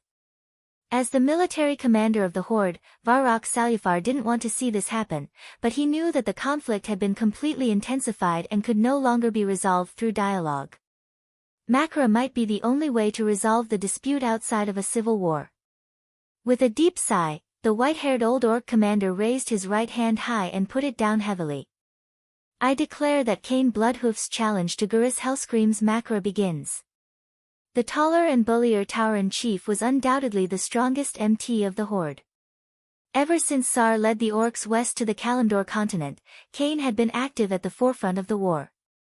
Since the famous Battle of Mount Hyjal, his majestic figure had been imprinted in the eyes of every horde powerhouse, and he had never retreated. His bravery and strength were obvious to all. In fact, as soon as the battle began, he completely overwhelmed Garush. Bang! With the exact same fierce charge, the two warrior heroes turned into a stream of light that was hard to be seen by the naked eye and crashed into each other in the middle of the arena. It was the same move, but it was a clash without any fancy tricks. Naturally, the stronger side would win. Facing Cain, who weighed more than a ton and also had innate divine strength, Garush was sent flying. Today, in the duel, Cain did not use his favorite totem pole. Instead, he used a long axe that was more suitable for his hands. Without giving Garush any time to react, Cain activated Spirit's Wrath, and then used Heroic Leap to catch up with Garush, who was flying backwards, and swung his axe down. Close combat. An inch shorter was an inch more dangerous. The price of gaining agility was that the side with a longer attack range would have an advantage. Therefore, there was another saying that an inch longer was an inch more powerful. The ox-head chief was already stronger to begin with. Coupled with his full strength, the axe that came down from above forced Garush to forcefully parry it with blood howl in midair. Bang! It was a fierce blow that shook the entire arena. Garush was sent flying like a cannonball. First, he crashed to the ground, then his entire body bounced up again under the impact. Finally, he rolled 5 times in a sorry state, plowing a thick line on the thick red ground before he finally stopped. Ah! There was an uproar among the beast men, while the Taurens, trolls, and Forsaken cheered. Garush! Surrender! Cain roared. Garush used blood howl to support his body and said angrily, Cain! You've angered me. Then I'll beat you until you submit. Cain rushed over with large strides, raised his battle axe, and launched a fierce attack. It was an unquestionable suppression. In terms of experience, 10 Garushes could not compare to Cain. In terms of strength and equipment, Cain also completely defeated Garush. The ox-head chief was at the strongest moment of his life. Be it experience or physique, he was at his peak. Compared to him, Garush was too inexperienced. At some point in time, the beastmen's cheers had stopped.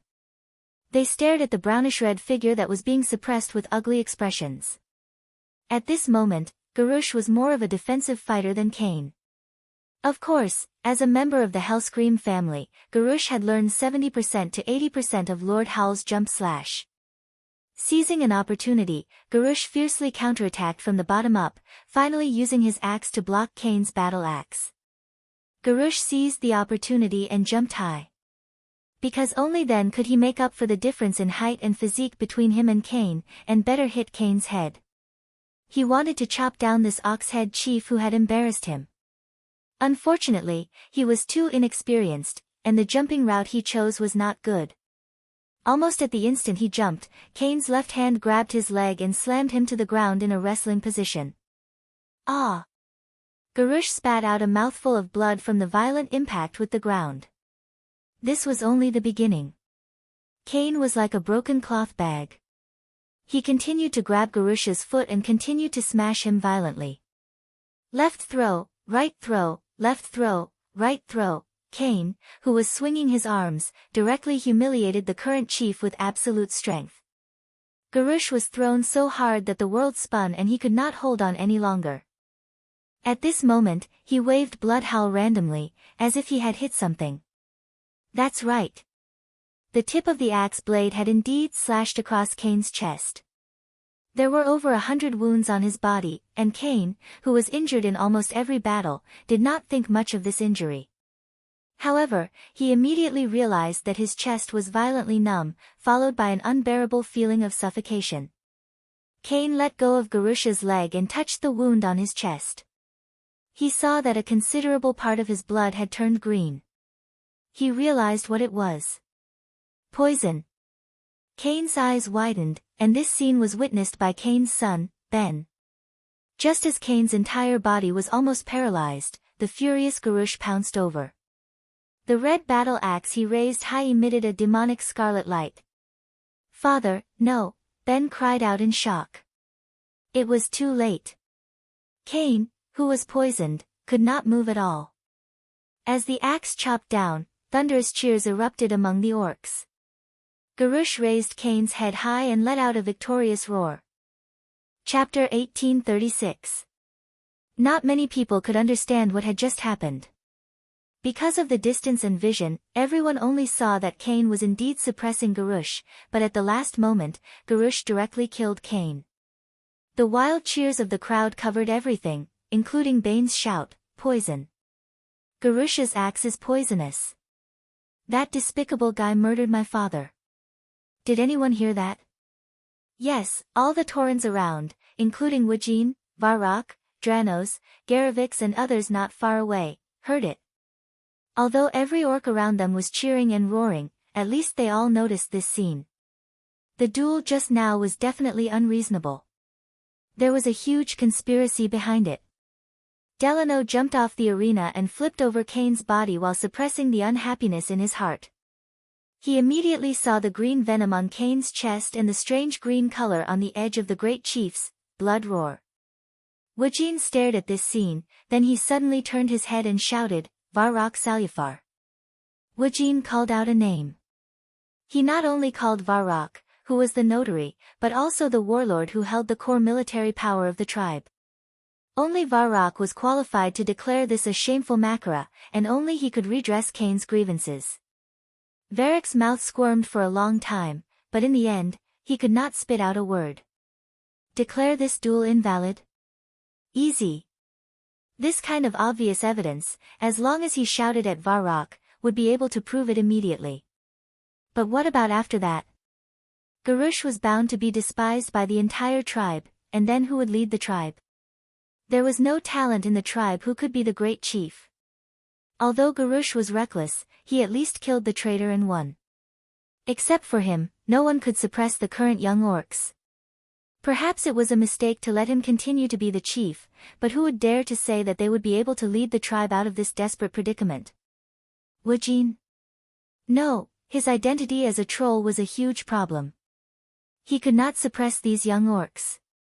And although Garush had a bad personality, his personal strength was definitely the best in the tribe. Unless it was Gruul, no one, including Woking, could beat him in Makarali.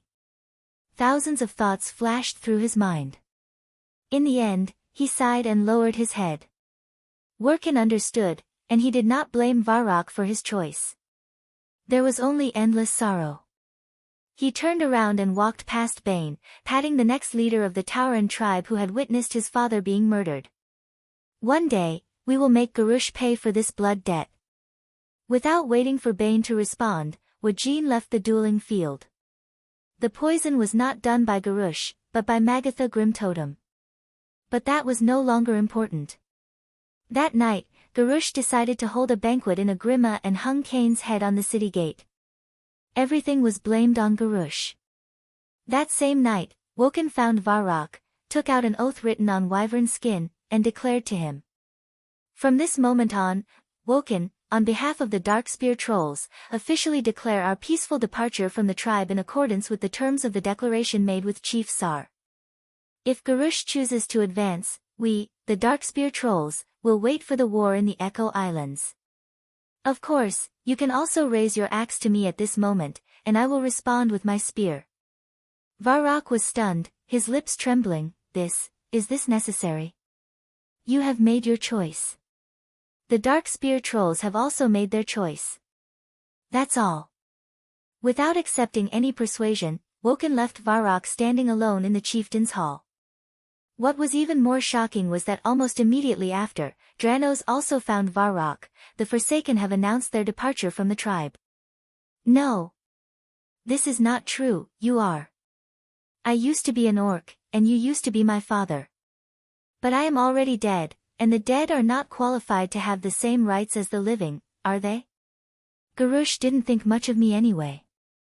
But I am now the leader of the Forsaken, and I have to be responsible for my people.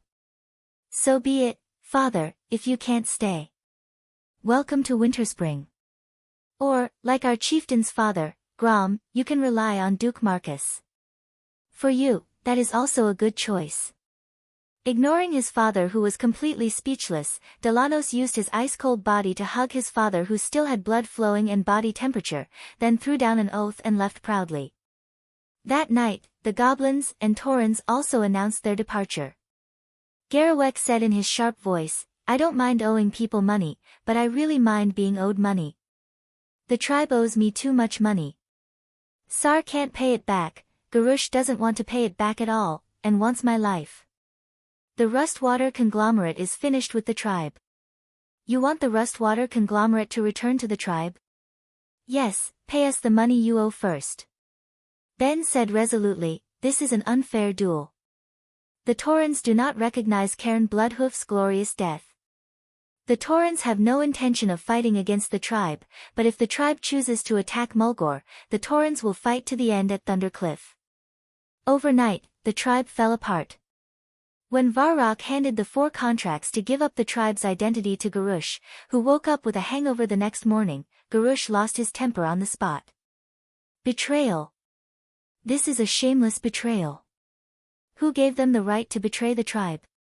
Garush flew into a rage on the spot. Varrock was unmoved. This was set by the previous chieftain, Sar, when he pulled the 4 major races into the tribe. At that time, all the chieftains of the tribe signed the agreement, including me representing the Blackstone clan, Sar representing the Frostwolf clan, and Grom representing the Warsong clan, which is your father. Back then, every chieftain agreed that all races were equal and had the right to leave peacefully as long as the tribe was not in a state of war. Garush clutched his slightly painful head. Isn't the tribe in a state of war now? Who ordered it to be lifted? It's you, chieftain. After you killed Cairn Bloodhoof, you personally announced this decision in front of thousands of orcs at the banquet last night, Varrock said in a deep voice. Garush's face suddenly turned red. He did not admit his fault, but instead vented his anger on the few chieftains. In any case, abandoning the tribe without permission is betrayal. I want to punish those who dare to leave the tribe behind my back. Garush waved his bloody roar. As the chieftain, of course you have the right to declare war. Remember, if you do this, it means that you are declaring war on the 4 major races at the same time, and they are very likely to fall to the alliance. The most important thing is that we neither have a ship to the Echo Islands nor enough food to support an army of more than 100,000 to attack any other race. Varrock retorted coldly. Chapter 1837. By the way, the Kodo, which was the best at carrying things, had also been brought back by the Minotaurs. The horde could only rely on hard labor. Or use war wolves to pull the carts. Garush was stunned. Didn't I order for the barren lands to be hunted? Varrock said, the barren lands don't have enough prey to support an army of 500,000.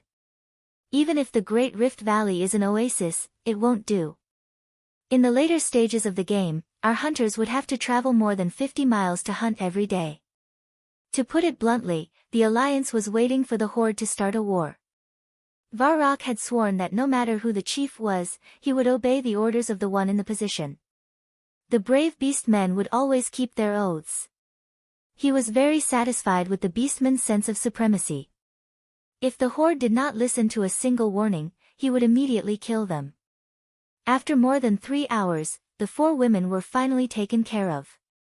Duque, who was hugging one on each side, opened a bottle of 1982 Sprite. Kalia was a little confused. She tilted her head. Is that so? Elucia, who was lying on the chaise longue, laughed. I knew it. In the business world, Duque, what you've been doing all this time is stealing raw materials. If you really want the Horde to be good, you should do what we did to help Kalia. Not only should we buy raw materials, but we should also build railways and factories in the places of production. We can also improve the local industry while doing fine processing. Garush was furious that the 4 leaders had left without saying goodbye. He did look down on the other races, but that did not mean he did not enjoy the pleasure of commanding them. Everyone. Jaina was stunned. But would the beastmen dare? Hee. The Horde has endured long enough. For 12 years, Duque, who had been advocating cooperation between the Alliance and the Horde in public and in private, finally admitted his attitude towards the Horde in private for the first time. After Garush came to power and tore up the trade treaty with the Alliance immediately started a Cold War.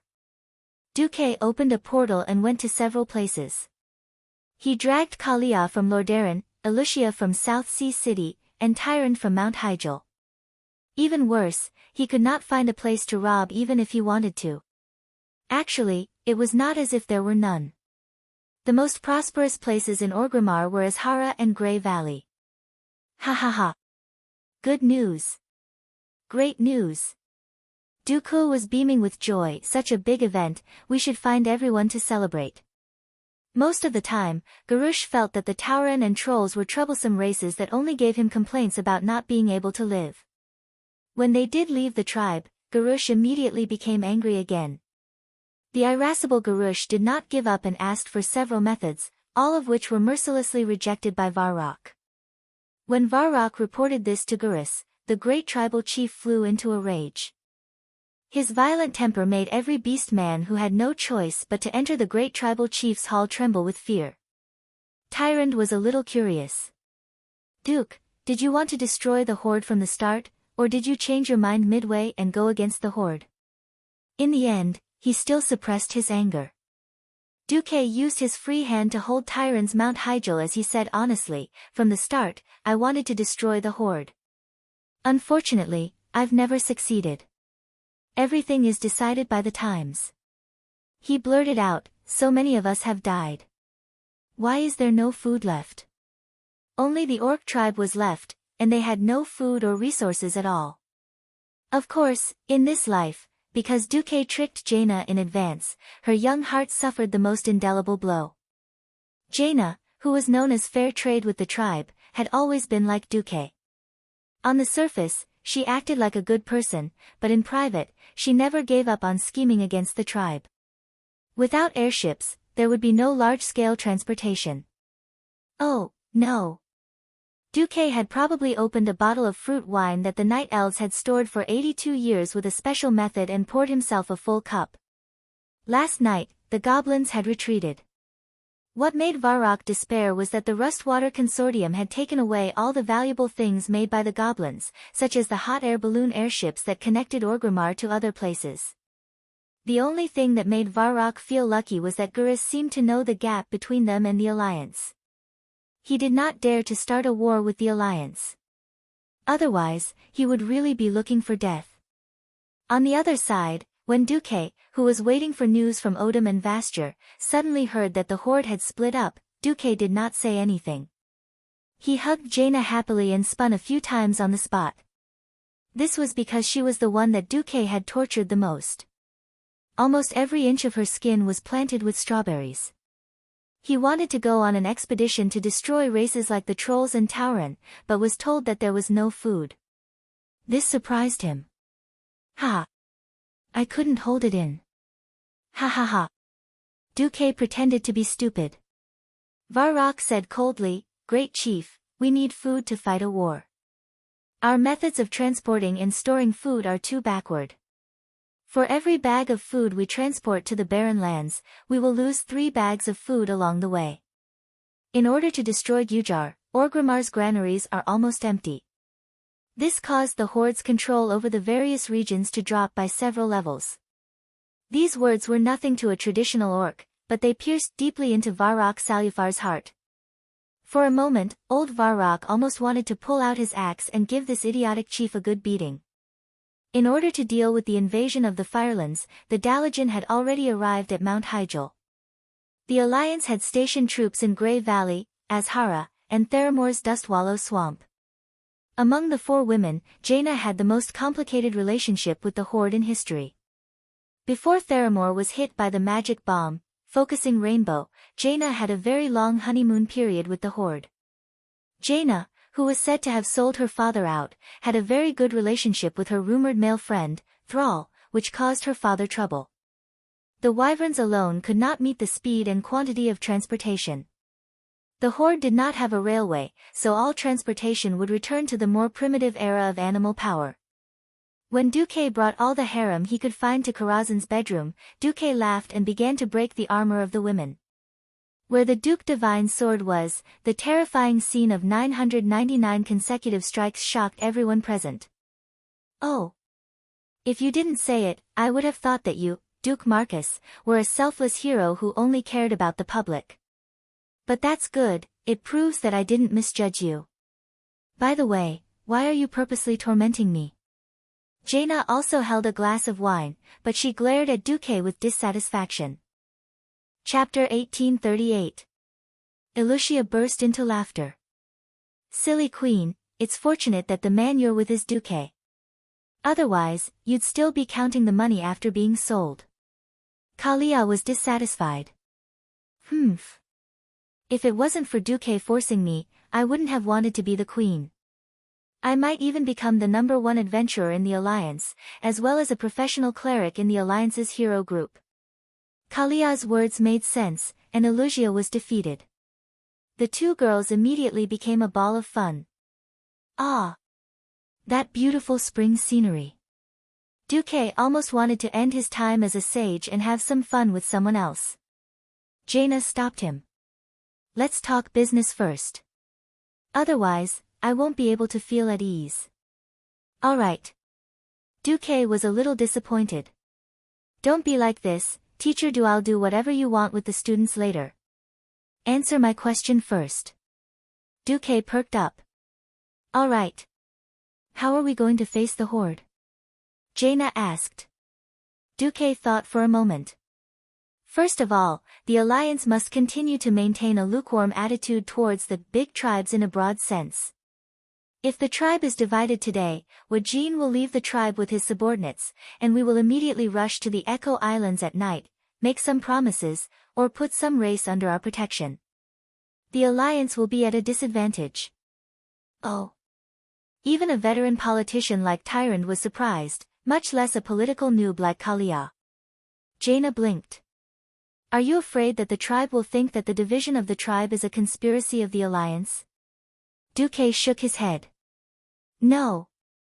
Most importantly, even though Brainless Roar had torn the tribe apart, the tribe's cohesion were still there. If Garush had killed Thrall in the duel yesterday, I might consider doing it right away. But as long as the tribe is not rotten to the bone, once Sal returns, the tribe will reform into a fist. Isn't it a good chance now? Jaina asked. Duque sighed. It's a chance, but it's not enough. Our alliance is too strong and gives the tribes too much pressure. As long as there was any sign of trouble in the alliance, even if the 5 tribes had irreconcilable internal conflicts, they would immediately unite again. And the key is that the alliance still lacks a righteous cause. Tyron nodded. Yes, the alliance is indeed not a violent organization. The alliance clearly lacked a reason to wipe out the entire tribe. However, would Garush give the alliance such a reason? His brain wasn't good, but he shouldn't be that crazy, right? At least he hasn't declared war on the alliance yet. No, I think, maybe everyone underestimated his stupidity.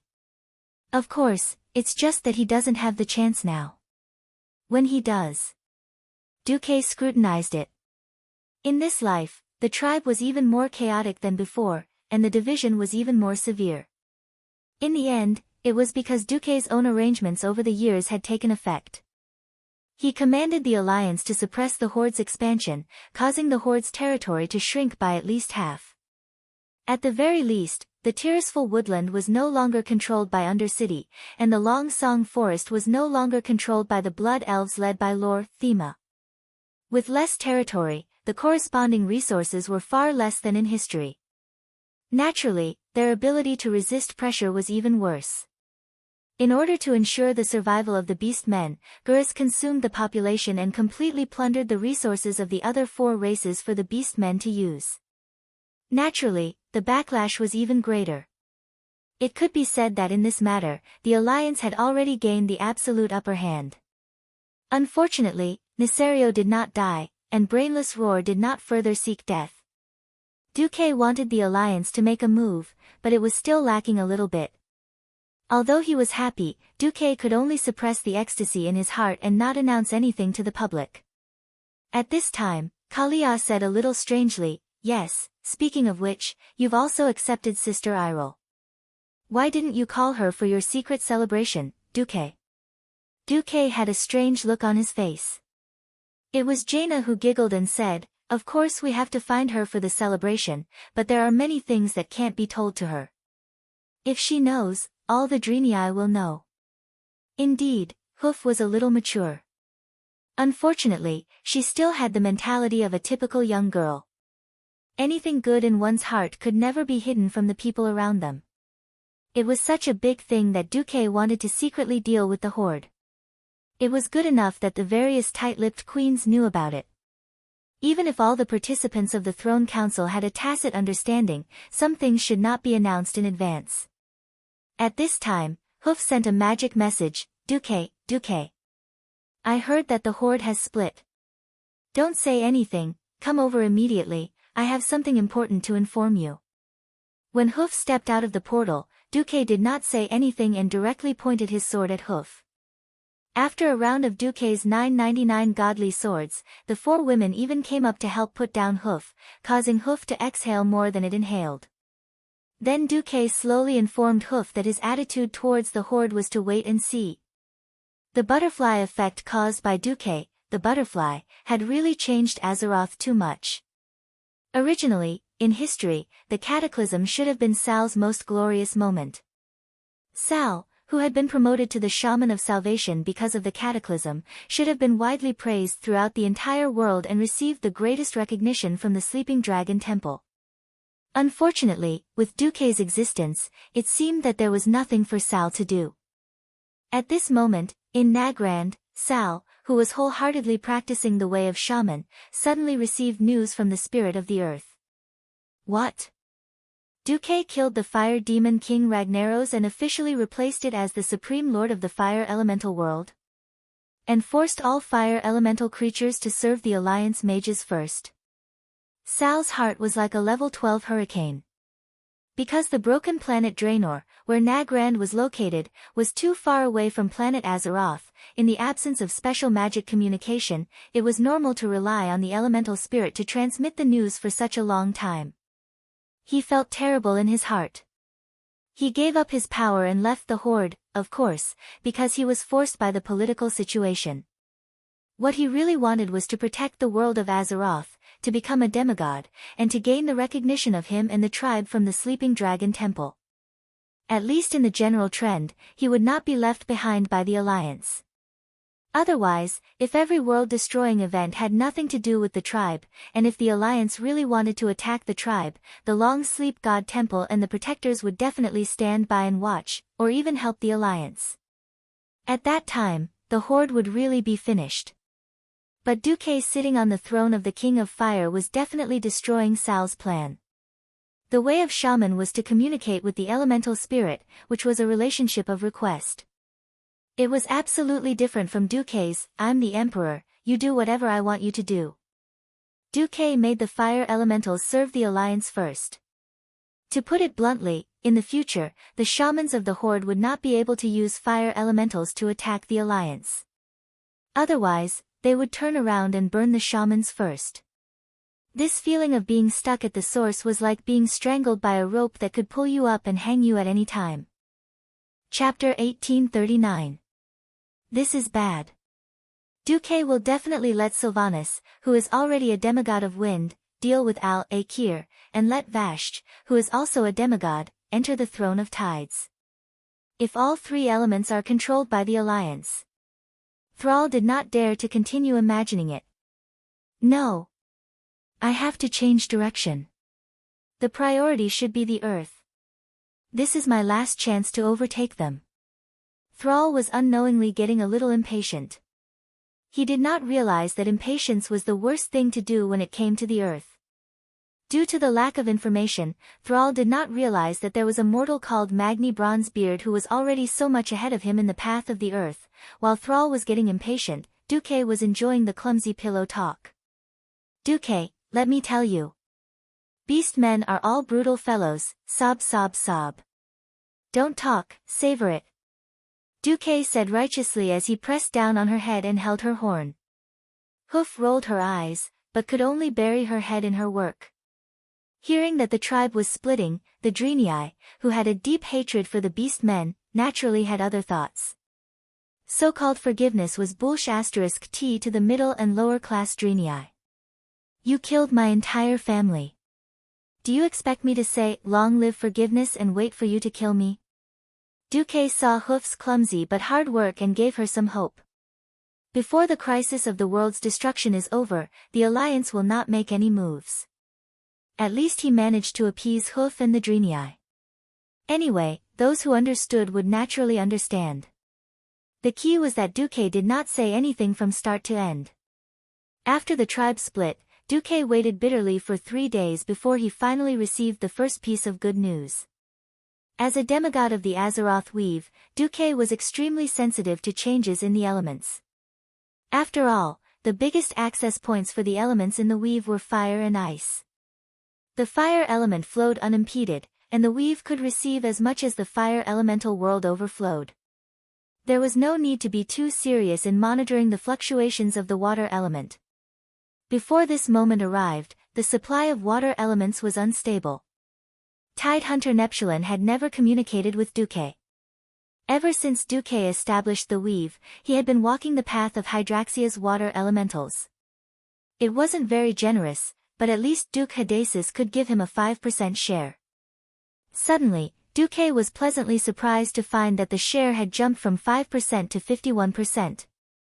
In the next second, the magic communication with Vasht that had been blocked for a long time returned to normal.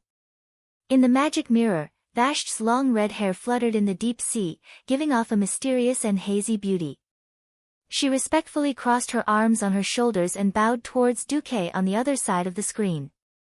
Then, she transmitted her soul voice.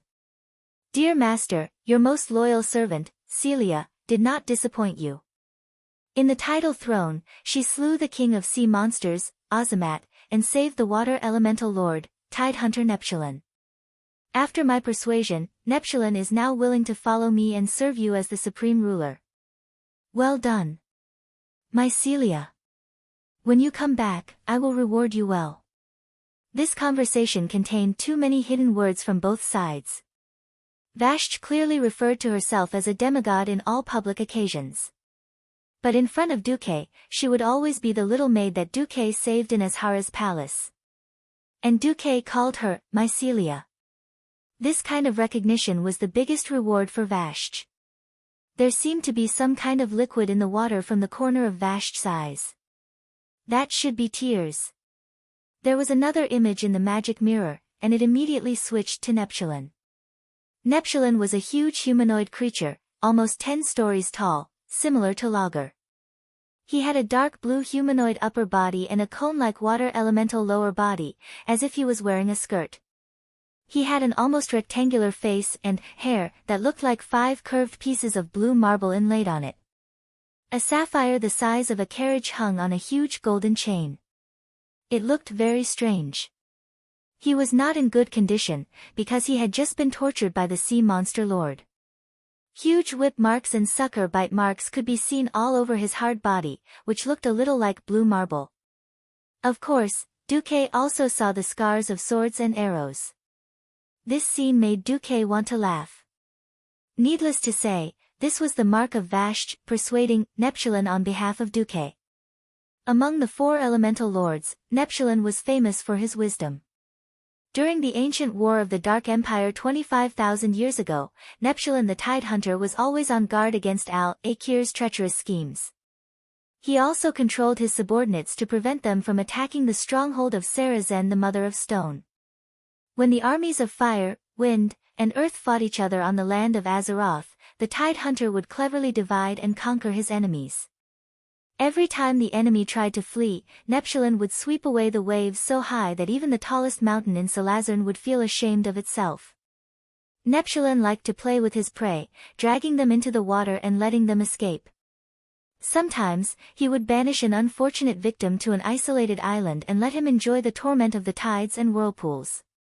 He would usually try to identify who could not survive in the water for a long time and drag them far away before dealing with the rest of his opponents. He especially liked to extinguish flames, and he had a deep hatred for the fire elementals. Neptulin the Tidehunter was the ruler of water, lakes, rivers, and oceans. All water elementals and creatures that used water and cold as their main abilities would respect him. However, today, after 25,000 years, the saying "a fallen phoenix is no better than a chicken" was used to describe Neptulin. Because he had died and revived once, his strength was no longer what it used to be. Otherwise, there was no way to explain how a mere sea monster could defeat him. In Warcraft, he was not even qualified to be the boss of a 5-man dungeon. From the fact that the final boss of the tidal throne was Azamat and not him, it was obvious how useless he was now. The great demigod of the weave, Duke Marcus. I, Neptulin, offer all my loyalty to you. From today onwards, your enemies are my enemies. My territory is your territory. It was good to talk to smart people. Stubbornly stubborn would only waste more effort. Smart spineless people were the easiest to subdue. Duque first turned his body into ice elementals, then opened a portal. In the next moment, Duque's figure appeared in the tidal throne in the deep sea. There was almost no light in the dark sea. However, with his elemental senses, Duque could clearly sense everything around him. Vashj immediately offered Duque a portion of the elements here. Chapter 1840. 1%. 10%. 30%. 51%. The elemental share was the control of the entire water elemental world. In a sense, controlling more than half of the elemental world was equivalent to controlling a super reservoir. As a ruler, he could control how much water was released. It was like fish in a dry swamp, or accumulating small amounts. An elemental world was a little different from a reservoir. It itself was like a huge nuclear reactor. The difference was that it did not flow out nuclear energy or electricity, but would continuously produce elements. This was why the elemental world overflowed with elements towards Azeroth and other planes since ancient times. Feeling that his soul touch had spread to more than half of the elemental world, including the tidal throne, when Duque absorbed 51% of the elemental share, he stopped.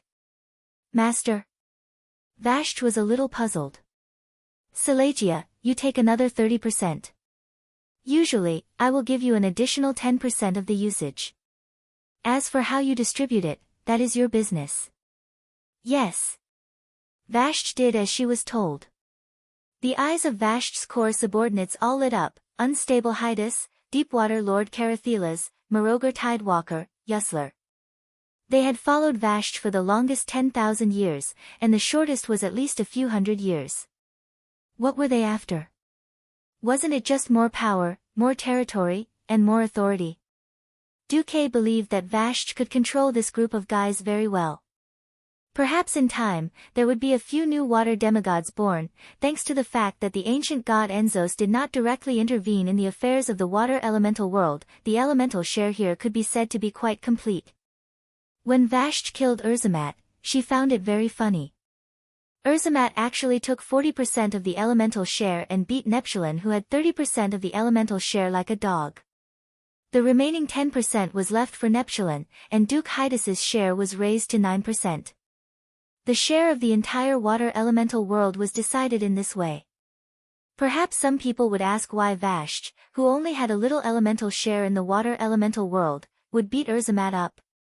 That was because the total amount of elements that Vashj controlled was higher. In fact, the Azeroth main world and the elemental world were two separate entities. The elemental concentration in the elemental world was undoubtedly the highest. Although the concentration was high, the total amount was small. The Azeroth main plane's elemental concentration was low, but the total amount was many times greater. It was as if the entire land of fire had descended into the main plane and only occupied the small southern foothills of Mount Hyjal. The water elemental realm was about the same size, just the size of Valshi. That was why Ragnaros and Al-Akir dreamed of occupying all the fire and wind elements on the main plane. Although the elements realm was the source of elements, the absolute quantity of elements in the main plane could also consume the pure elements in the elements realm. This was why Duque had applied to planet Azeroth's will to make Vashj a demigod under the direct jurisdiction of the planet. Having managed Lordamir Lake for so long, Vashj's cards were definitely better than Azamat and Neptulin, who had torn apart the water elemental plane. For Duque and Vashj, controlling the water elemental realm was equivalent to controlling the entire Azeroth water element from the source to the branches. Although the total amount of water element on the entire planet was too shocking, far beyond the scope of a demigod's control, having both the branches and the source was unimaginable. When the water elemental realm was completely integrated with the main plane, it was foreseeable that the share of water element would become more and more valuable.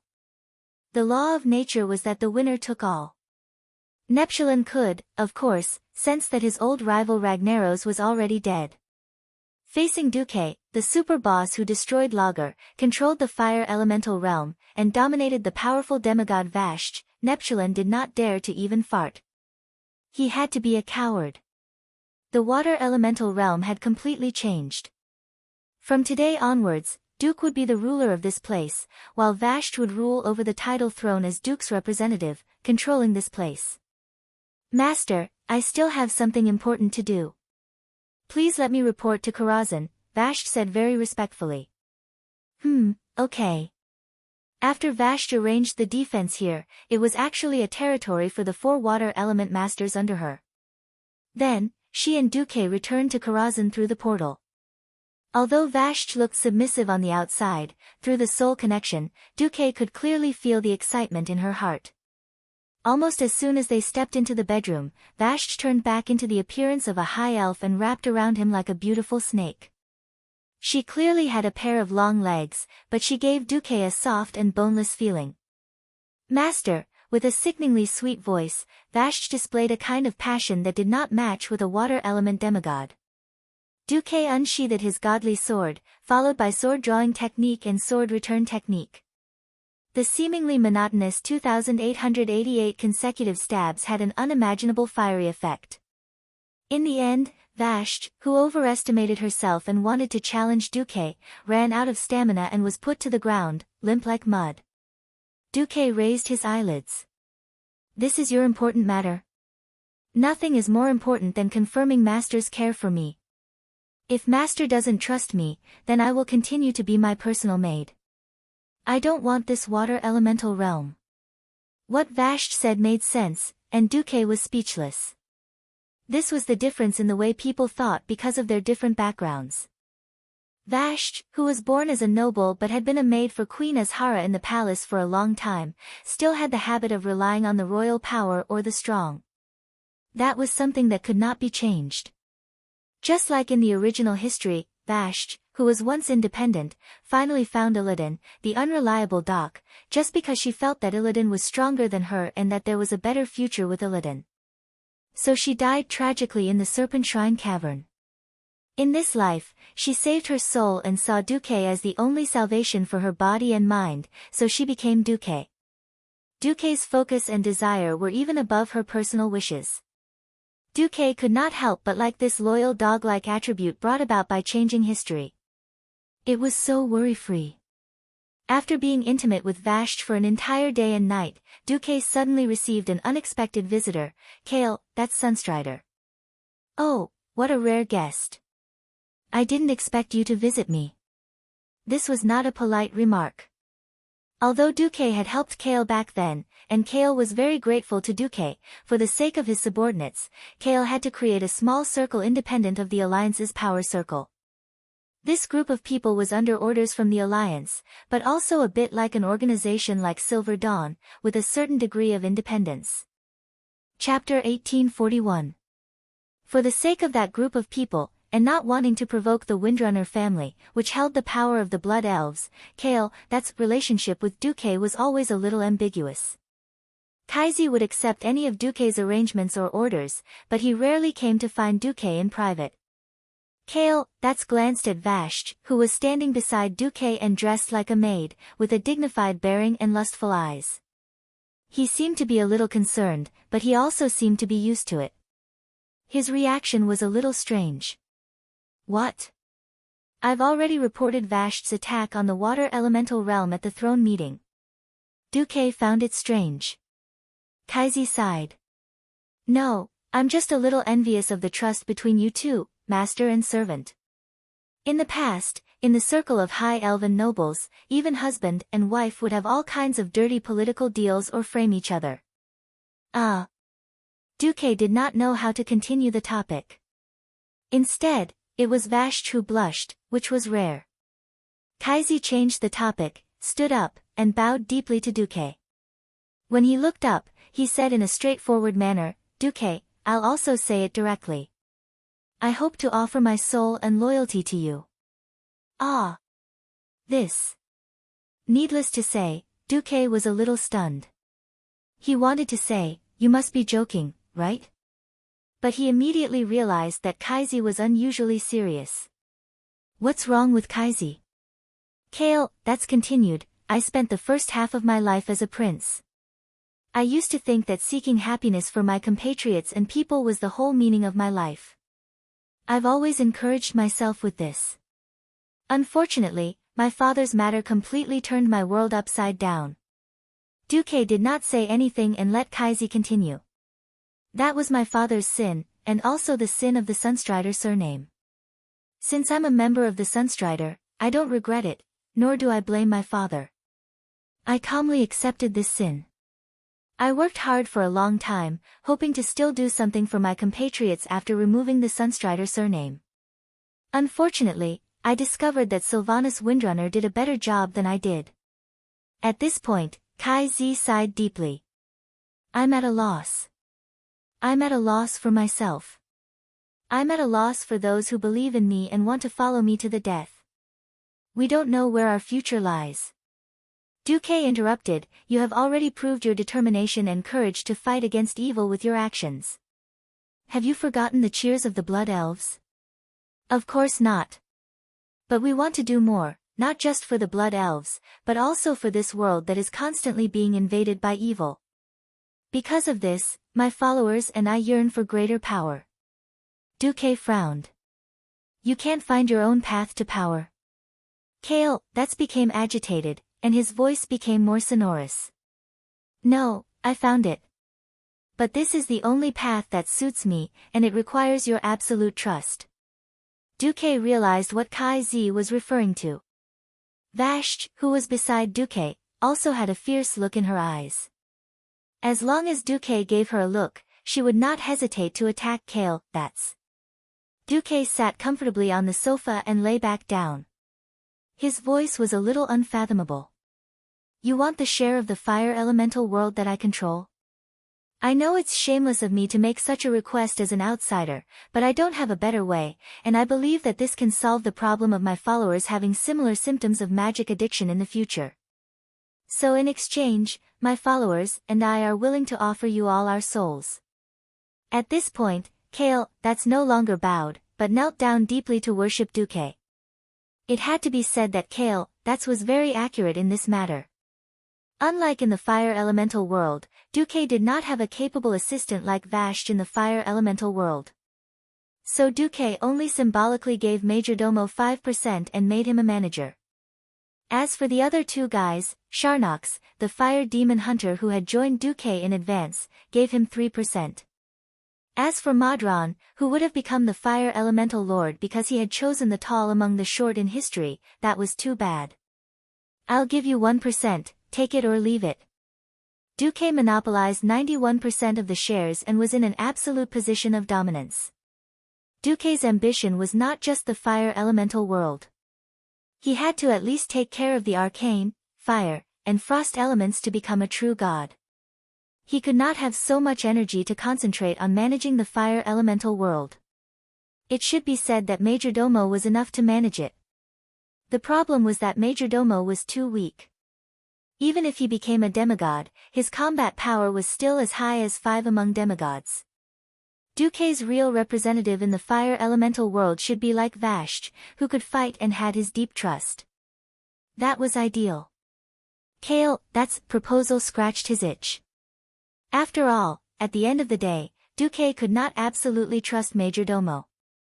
That guy was forced to surrender by Duque. Since he could surrender to Duque, there was no guarantee that he could surrender to other powerhouses in the future. In this life, Kaizi did not fall into a state of madness because of his clansmen. His pure heart was still worthy of praise.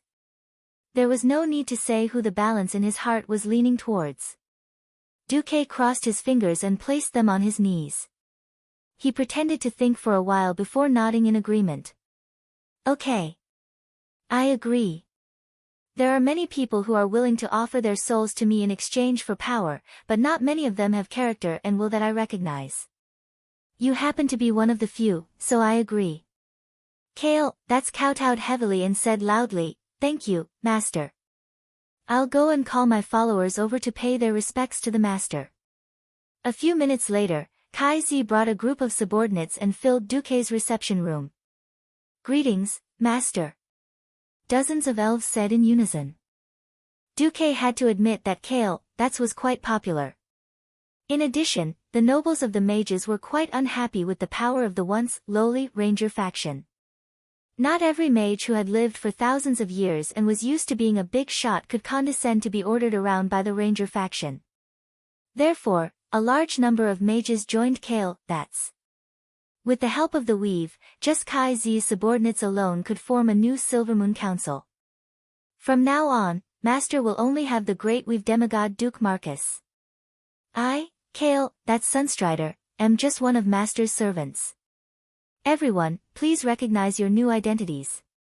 Kai Z instructed. Yes, dozens of people answered in unison. Kai Z turned to Duque. Master, you can choose any one of them to be your guard or maid. Back then, Kai Z had given Duque an astromancer, Solarian. It was unknown if he was addicted to giving them away, or if the high elves had the habit of giving girls away.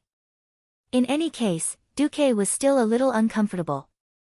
Chapter 1842. It felt like a dynasty before the Celestial Empire, where it was normal for rich families to give their concubines away. Interestingly, the moment Kai Z said this, one of the 4 heavenly kings beside him, the astrologer Caponia, became anxious. She stared at Kai Z anxiously, and then felt that it was inappropriate, so she secretly tugged on Kai Z's sleeve. Kai Z seemed to have come to his senses and wanted to change his words, but he did not dare to open his mouth and slap himself in the face. Duque wanted to laugh at the sight of the young couple. Duque looked like he was about to snatch someone's wife. Alright, I think Caponia is not bad. When Duque said Caponia's name, Kai Z and Caponia felt completely disheartened, as if there was nothing left for them to live for. Kai Z immediately reacted. Back then, because he lacked courage, he had knelt in front of his great lich father, who had sought refuge with the Calamity Army. This time, he was not going to be timid anymore. He was going to say no loudly. Without paying attention to the second half of Duke's words, Kaizi's body suddenly burst into flames and his whole body jumped up. Yes, he really jumped up. He was at least 5 to 6 centimeters off the ground. Wait. No. Caponia can't do it. When Kai Z roared out loud, he felt as if a great river had burst its banks, and he could finally vent all the depression in his heart. Boo-hoo. I did it. Caponia, I did it. Although I might not be able to step into the demigod realm for the rest of my life, at least I'm safe. Something's wrong. Kai Z was already prepared to face Duque's thunderous rage. After all, he was the one who went back on his word. But why was Duque smiling evilly, his blood elf followers shocked, and Caponia a little angry? Kale, that was dumbfounded. Duque leaned against the back of the sofa in satisfaction. He waved his hand, and Vashj came over to massage his back. Dumuk repeated his words with a poisonous tongue that was bubbling up. Hey, Kale, that's... What do you mean by that? Just now, I said, I think Caponia is not bad, why don't I bestow her as your wife? Then, you actually said, wait. No. Not Caponia. Are you saying that you don't like Caponia and want to offer her to me as a maid to warm my bed? No, of course not. Actually, I like Caponia. Kai finally admitted shamefully. Duque's explanation of the cause and effect was so infuriating that several guys, including the 4 heavenly kings, were already snickering. Ah! At this time, how could Kai Z not know that he was played by Duque? He thought that Duque, who was obsessed with elves, wouldn't die so easily and would let Caponia go. Subconsciously, he thought that his little lover had been sent away because of his slip of the tongue. In the end, he was the one who fell into Duque's trap. Kai Z's face immediately turned red, and he scratched his head in distress, not knowing what to say. But now that he had said it, Kyle felt a sense of relief. Okay, tell me, how did you get together with her? Since his master had given the order, even if it was a little embarrassing, Kai Z could only confess. Kai Z and Caponia's relationship seemed to be a natural one. Ever since Kai Z became a great traitor to the elves, his 4 advisors had never abandoned him. He didn't have many capable female mages around him. Originally, there was the great astrologer Solarian. In order to help Kai Zi out, Solarian had volunteered to serve Duque. In a sense, this was also an opportunity. Duque had more or less put in more effort to help Kai Zi wash away the stigma of being a traitor. But this way, Kai Zi would only be left with Caponia. It was easy to feel lonely away from home. In the long night, if he wasn't looking for someone to talk to, he would sink into loneliness. Back then, the 4 advisors were naturally the ones that Kai Zi talked to the most. Was it easier to talk to a few men, or was it easier to talk to a girl who was kind and understanding? As time went by, Caponia succeeded in getting the position. To be honest, if Duke was given a choice, when he first arrived in Azeroth, he would probably choose the elves. Even Caponia might not be the best choice. Since he already had the famous 3 Windrunner sisters, why would he need other high elves? Just having the 3 Windrunner sisters was equivalent to having all the girls in the high elves. Not to mention Caponia, even Duque hadn't touched Solarian, who was a maid. Dumok wasn't a stud, so why would he lower himself to F***ck a girl who was a level lower? So, not only did Duque bless Kai Zi and Caponia, he also gave Kai Zi a 10% share of the land of fire elements. Here's your AO. I think the surrounding environment will be very suitable for you and your phoenix. Duque opened the 3D map of the land of fire and seemed to have given Kai Zi a piece of land. Kai Zi didn't see it at first, but when he saw it clearly, he immediately thanked him profusely. How could that place not be suitable? It turned out that it was the territory of Elisarazer, who had betrayed the alliance and turned from a green dragon to a fire hawk. As a place to cultivate a pure-blooded fire hawk, it was also quite suitable to cultivate a phoenix. It could be foreseen that as long as Kai Zi displayed his talent and completely combined his power with his phoenixes, he would soon become a demigod of fire. After sending Kai Zi and the others away, Duque returned to the study and began to think while enjoying Vash's verbal service. He thought that he should have accumulated enough capital to embark on the path of a true mage god after obtaining the control of all the elements in the water and fire elemental realms. The reason why Duque gave out his share so generously was that Duque had determined through the system elf that even if he took out 100% of the elements, including all the ice and fire elements in the elemental realm and the entire Azeroth, it still wouldn't be enough. To be specific, it wasn't a problem of quantity, but a serious lack of quality. What was annoying was that this was like a puzzle. If one piece was missing, he could still find out which piece was missing. But now, it felt like at least half of it was missing. The rest that could be judged was like broken glass, all in strange shapes that people couldn't make heads or tails of. Sigh. At this time, a comfortable feeling came. After a while, Vashj raised her head. Master, what are you thinking about? Nothing, I'm just thinking about how I can become a true god. Everyone has improved, but I've been stuck at demigod for so long. Vashj laughed. How could it be so easy? Before the ancient war, the white deer god Malorn had been stuck at the demigod realm for tens of thousands of years, but he still couldn't ascend. Let nature take its course. Duque was stunned. He thought about it and agreed. This kind of thing couldn't be rushed or forced. Then let nature take its course. Chapter 1843. Duque looked into the distance. With the help of the magician's eyes, he could see the situation near Oldham thousands of miles away. Servanas was a very proud man deep down in his bones. Without Duque, perhaps she would still be an arrogant elf in this life even if she did not become the undead queen. It was because she was venting her dissatisfaction at Duque while blowing Duque's pillow talk that Duque could not do anything to her. When you peek at my battle, it makes me feel that you don't trust me. If you stay in the shadow behind me every time, ready to support me at any time, it will make me feel very useless. Before leaving to fight against AO Trash, Queen Sylvanas said this to Duque in a half-complaining tone. Duque really could not do anything to Queen Sylvanas. Some women were willing to give up everything without reservation. Some women always wanted to keep their own territory, so that they could have a breathing space. Queen Sylvanas' independence and the pride that appeared from time to time was more like her trademark, even to the extent that it was already a part of her soul. Sometimes she would bring trouble to Duque, and sometimes she would surprise Duque. This always made Duque love and hate. Duque did not dare to directly look into the wind god's throne. Unlike the great screw Laga, who only realized that the enemy was right in front of him, whether it was AO Trash or Queen Sylvanas, those who played with the wind element were extremely sensitive. As long as Duque dared to inject his arcane elements into the wind god's throne, the two big bosses would definitely find out immediately.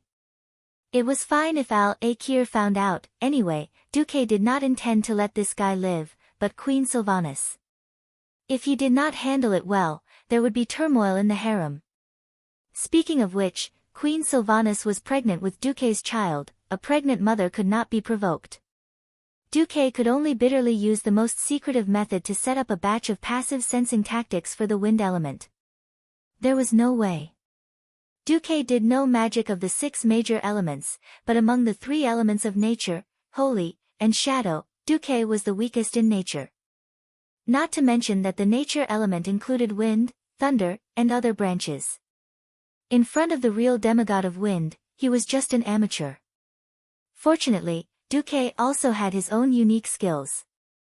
He could roughly judge the current situation of the battle based on the flow and proportion of the wind elements. Oh. We've already passed the Wind Council. Duque was a little surprised.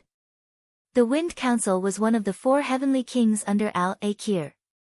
As the Lord of South Wind, Siamat, was imprisoned by the Nephesite, one of the 3 major tribes of Oldham, Al-Akir's deputies eagerly wanted to fill the power vacuum that appeared in the Wind Council. The remaining 3 members of the council were Anshul, the Lord of West Wind, who could heal his allies or poison his enemies with wind, Loash, the Lord of East Wind, who could grind the grandest mountains into dust with his wind, and Nishal, the Lord of North Wind, who had lost more lives than the other 3 combined. Doesn't it sound like the 3 counselors are pretty awesome?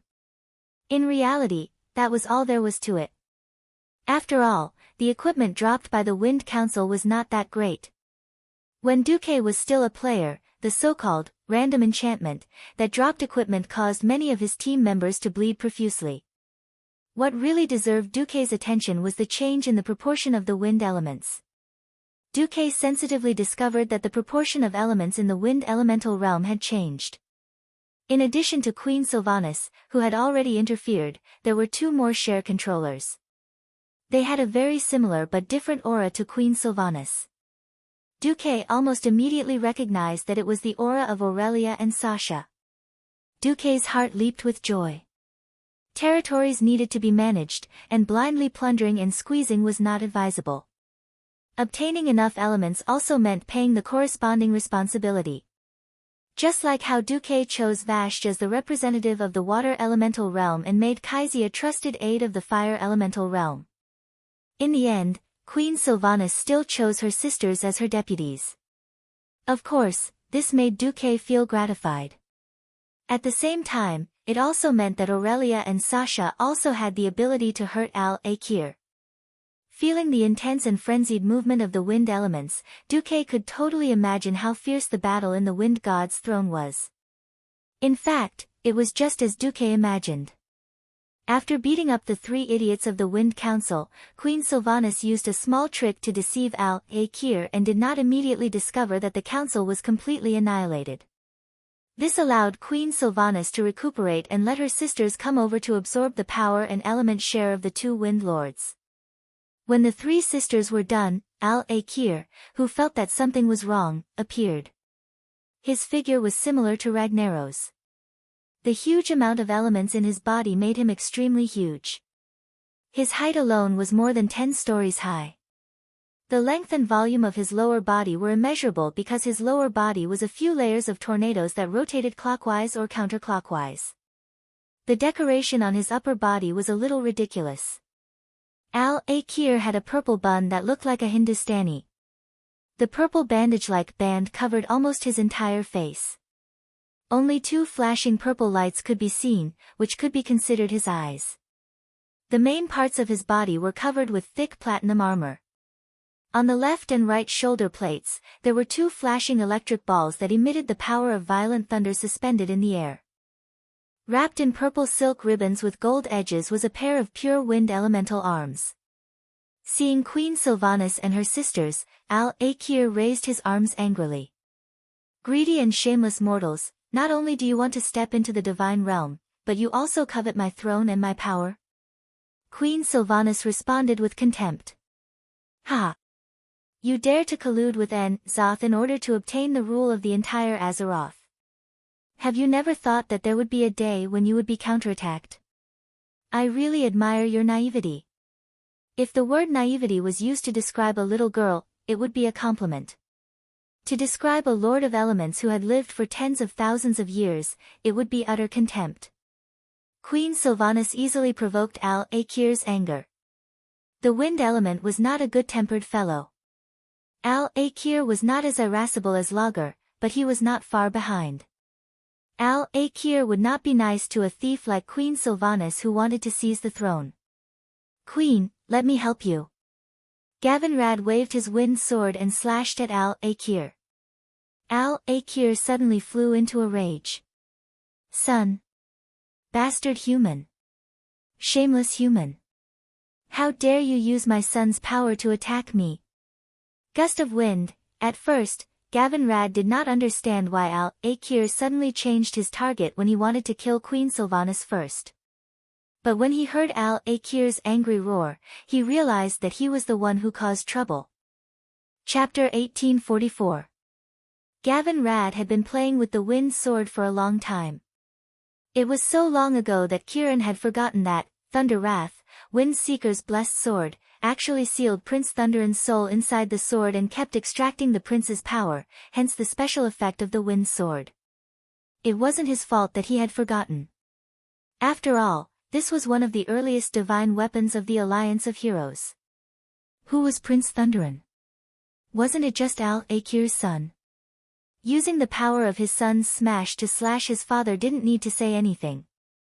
Gavinrad, who had never had enough aggro and was often not a good MT, pulled the aggro very well this time. What? Defensive knights were only good at pulling group monsters and not tanking the boss because they didn't have enough aggro? That was impossible. At least not this time. At this moment, whether it was the bitter comrade Gavinrad or Sylvanas, they both understood Dumuk's sinister intentions. Duque had promised not to interfere with Queen Sylvanas' threats and promises. Now it seemed that he wasn't just interfering, he was practically sticking his hands and feet into it. As a demigod of wind, Queen Sylvanas' physical attributes weren't greatly enhanced, at least in terms of vitality. Compared to her speed, magic, and attack power, her vitality wasn't even worth mentioning.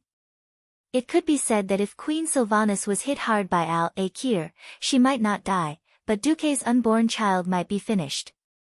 In a life-and-death battle of this level, how could Queen Sylvanas reduce her chances of getting hurt to zero? This wasn't a game where there was a main tank and defensive warrior to take most of the damage from the boss. In reality, bosses weren't stupid.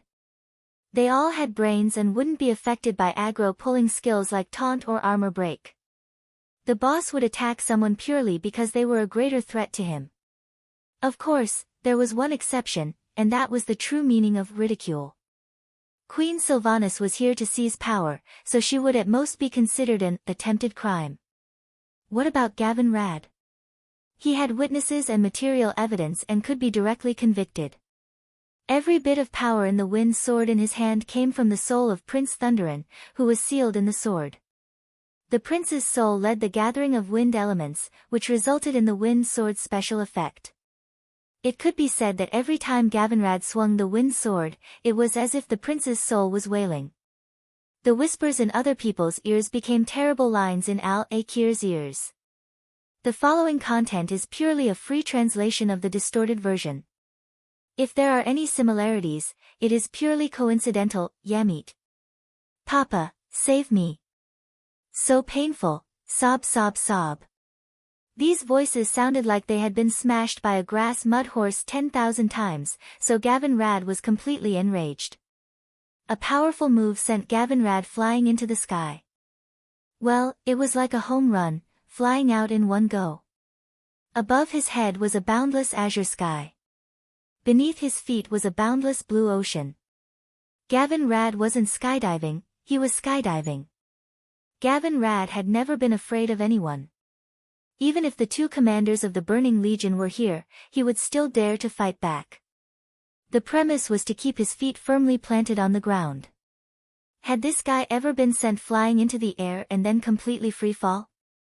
Wah! Gavin Rad was so scared that he almost sh*t himself. Help! I'm going to die. Not only that, Al-Akir's hatred was not appeased. His huge wind elemental hands pushed out continuously. Ha! Ha! Ha! Ha! It was a continuous stream of lightning arrows that were like Gatling guns. Streaks of long lightning radiance really looked like the tracer bullets of a machine gun, drawing out dazzling arcs of light in the bright sky. This was the aura that Gavin Rad wouldn't stop until he was beaten to a pulp. Paladins were supposed to be a symbol of courage. Seeing this guy dancing and screaming, Queen Sylvanas was both amused and annoyed. She waved her hand, and the wind element that belonged to her instantly rolled out. Gavin Rad felt like he was riding on the clouds. He made a big circle and actually flew back to the platform of the wind god throne. With the support of the demigod of wind, Queen Sylvanas, Gavin Rad, who did not learn from his mistakes, shouted, "Let me tell you, this, Thunder's Fury, blessed sword of the Wind Seeker, represents Prince Thunderan's blessing to me, **T. Al-Trash was enraged again. This time, it was the ice storm that was like a Category 12 hurricane. The violent tornado swept up thousands of white clouds and gathered an extreme chill. It crashed violently into Gavin Rad, the enemy who killed his son.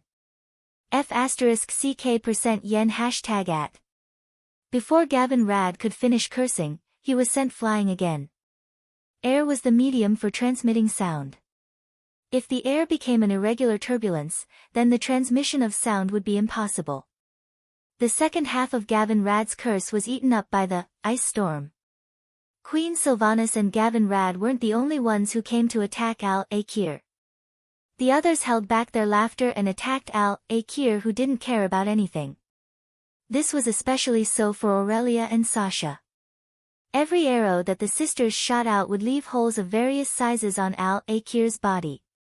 If Al-Trash was a human, they would have shot out bloody holes one after another on his body. It could be said that because Al-Akir attacked Gavin Rad crazily, everyone had a stable environment to attack and output. This time, Gavin Rad, who was sent flying, became a large ice block the size of a wardrobe. Through the bumpy surface of the ice, he could see that this guy had been sent flying with his arms and legs wide open. But in the next second, the ice block was crushed by Queen Sylvanas with a gust of wind. Gavin Rad, whose lips were purple from the cold, was sent back by the wind. Gavin Rad was furious too. He raised his wind sword and shouted, "Ha! I, Gavin Rad, am back. Al-Akir, let me tell you, I am the unkillable cockroach that Duque mentioned." Although I don't know what a cockroach is. Before he could finish his words, he was sent flying again. No wind, no ice. This time, it was lightning. Aura, aura, aura, aura. The violent, lightning strike, was launched from Al-Trash's hands. Even though Gavin Rad had activated Holy Shield, the powerful natural elemental attack still broke through his Holy Light Shield. If it wasn't for Sally Whitemane's powerful healing spell, at the last moment, he might have already died. Even so, there was still an unknown object that looked like a burnt corn or a dark paladin flying through the sky. "Queen Sylvanas, I'll call you Queen Sylvanas just like Duque. Can we make a deal? Don't send me back." Gavin Rad was about to cry. Sylvanas said seriously, "Winds return." A minute later. "No. No. I admit defeat. Please don't send me back. Wind return. I'm really going to die." A certain paladin was furious. Wind, return. Chapter 1845. Anger was a double-edged sword. It could give people strength and explosive power, but it could also make people lose their rationality and judgment. Al-Akir was not human, but he also had emotions, and that was enough. Gavin Rad was the poisonous bait that Duque had set up to feed to Al-Trash. Regardless of whether Al-Trash ate this poisonous bait, it would greatly distract him. Unless it was an existence without emotions, as long as it was an intelligent creature, it would be difficult for it to remain indifferent to the enemy who killed its children. Holy Knights were famous for being able to fight and take damage. Even though Gavin Rad seemed a little weak. As one of the remaining 5 Silver Saints, he had escaped the shackles of fate and escaped the fate of death from Arthas. After going through so many battles, his vitality and endurance were infinitely close to the demigod realm. With the support of so many healers, and the storm armor that Queen Sylvanas secretly gave him, it was difficult for him to die even if he wanted to. It was just a little hard for him to keep getting beaten up. In fact, when Al-Akir chased after him, he had already accepted his fate. It was just that he would not feel good if he did not curse out loud. When Al-Akir woke up from his anger, it was already a little too late. The attackers led by the 3 Windrunner sisters and the Storm Warden Amaran took advantage of the time when he was beating Gavin Rad to quietly deplete 75% of his wind element. Elemental creatures did not have a specific pain system. Only damage that directly pierced the soul would cause them to be alert. However, the high-purity wind element that belonged to Al-Akir was actually his life force. With 3/4 of his life force gone, Al-Akir finally woke up. You treacherous thieves! Wild wind! Listen to my command, go with the wind. Little bugs! Following Al-Akir's domineering declaration, an unprecedented storm swept through the sky. It was a terrifying storm that could cut rocks into pieces and pulverize bricks into gravel. Not only was there frost, but there was also terrifying lightning that danced like snakes. Amaran created a tornado that was independent of Al-Akir's power to protect everyone. The people were saved, but the platform that carried the Wind Council's Wind Lords suddenly collapsed. Many Alliance heroes screamed. Especially heroines. It was easy to feel weak if one's feet were not firmly planted on the ground. The sudden feeling of weightlessness was torturous. For example, Sally was the one who shouted the loudest. From the Molten Core until now, Sally was an old member of the Alliance's hero squad. From a little girl to a slender and elegant young lady, Sally could be said to be a veteran. Unfortunately, some things just couldn't get used to, so she was the one who screamed the loudest. Miss Sally, please stop screaming. Hajaran Mingi couldn't take it anymore. In theory, Her Majesty the Windrunner Queen will save us soon. Of course, I have the slow fall spell. Why, is Miss Whitemane going to become a mage? Millhouse made a suggestion that was out of place. In fact, in the next second, Queen Sylvanas shouted. The eye of the storm, the stones that were supposed to fall rapidly due to gravity began to spin strangely in the air, trembling. Some of the tiny gravel even flew higher into the sky in defiance of gravity. Every mortal who was falling suddenly felt that there was something under their feet. With just a thought, the wind around their bodies all listened to their commands, moving them up, down, left, right, back and forth. Everyone, including Storm Watcher Amaran, realized that they could actually fly, and their speed was 300% of their normal movement speed. This is the eye of the storm. Amaran was a little shocked. Ha! I can fly. Riadaline was very happy. That's amazing. Solon and Leander were in awe. If not for the fact that they were facing a strong enemy, everyone would definitely enjoy the feeling of flying freely. Gavin Rad, where are you going? I suddenly remembered that I have something urgent to do. A certain paladin said with a sobbing voice. Queen Sylvanas smirked, and with a wave of her hand, she grabbed Mr. Gavin Rad, who was trying to slip away and fly as far as he could. In fact, Queen Sylvanas' actions were a little redundant. Alikar, who had woken up, was already suppressing his own unhappiness.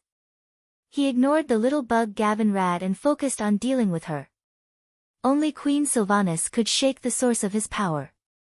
Lightning, lightning wand, lightning cloud, static shock. Alucard used a series of lightning attacks from the wind elemental branch to beat the hero team into a sorry state. The attack speed of lightning was faster than the wind, and it was also harder to defend against. In order to avoid injury, Queen Sylvanas had to focus more and summon lightning to intercept Alucard's lightning. Unknowingly, it had become a battle of attrition. As an attacker fighting in the enemy's formation, this was quite disadvantageous to Queen Sylvanas. After all, in the Wind God's throne, there were more wind elementals that listened to Alucard's orders. If this continued, Queen Sylvanas would not be able to outlast Alucard. At this time, Aurelia and Sasha stepped forward. It had to be said that the female elf's thinking was a little strange. Before they had children, they always wanted to have a child. Therefore, the two sisters were not willing to risk their lives until the last moment. But after giving birth, the two sisters were even fiercer than the fiercest Queen Sylvanas. At this moment, they completely let go of their souls and forcefully plundered the share of the wind elemental here. They did not even let go of Queen Sylvanas' share. If it were someone else, Queen Sylvanas might have turned hostile. Sisters were sisters, and there was nothing that they could not share. Seeing that she could not attack, Queen Sylvanas decisively gave up most of her wind elemental and transferred it to her sisters. In an instant, the situation of the battle changed. It felt as if there were 4 demigods surrounding and attacking Alucard. It suddenly became Queen Sylvanas defending, while Aurelia, Sasha, and Amalran were attacking. This kind of chaotic attack made Alucard at a loss. He was furious. He roared. He kept summoning wind, rain, thunder, and lightning to attack his enemies in various forms.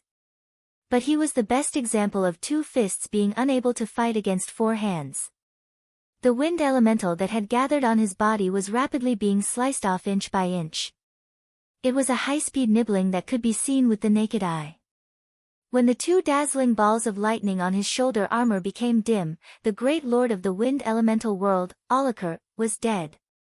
Feeling the elemental authority surging toward her from all directions in the wind elemental world, Queen Sylvanas was overflowing with dominance and waved her hand. Everyone realized that many black spots were rising under their feet. Countless stone fragments that had fallen not long ago were rising against gravity. Thousands of stones gathered together, forming a huge floating island with a diameter of nearly 1 kilometer. Queen Sylvanas stood in the center of the floating island and announced loudly, "I announce. I, Sylvanas Windrunner, am the new lord of the wind elemental world." Chapter 1846. The voice of the elemental world attached to Azeroth could only be heard by the elemental world and elemental creatures in the same situation. For example, the various large and small elemental creatures in the Land of Fire and Tidal Throne that had been subdued. From Vashj and Kale, that's who stood at the top of the elemental world, to the second brothers like Majordomo and Caratheras, to the pitiful Smoldron and Neptulin who could have been big bosses but were now just third brothers, and to the elemental creatures of various levels. Those who were truly ambitious had all kinds of thoughts. Neptulin and Smoldron, who originally had some thoughts, immediately gave up on the rebellious thoughts. The situation was very clear now. Duke Marcus was aiming for the position of the Lord of the 4 elements. The fire, water, and wind realms were all under Duke's control. Then, needless to say, it was the earth elemental world's turn.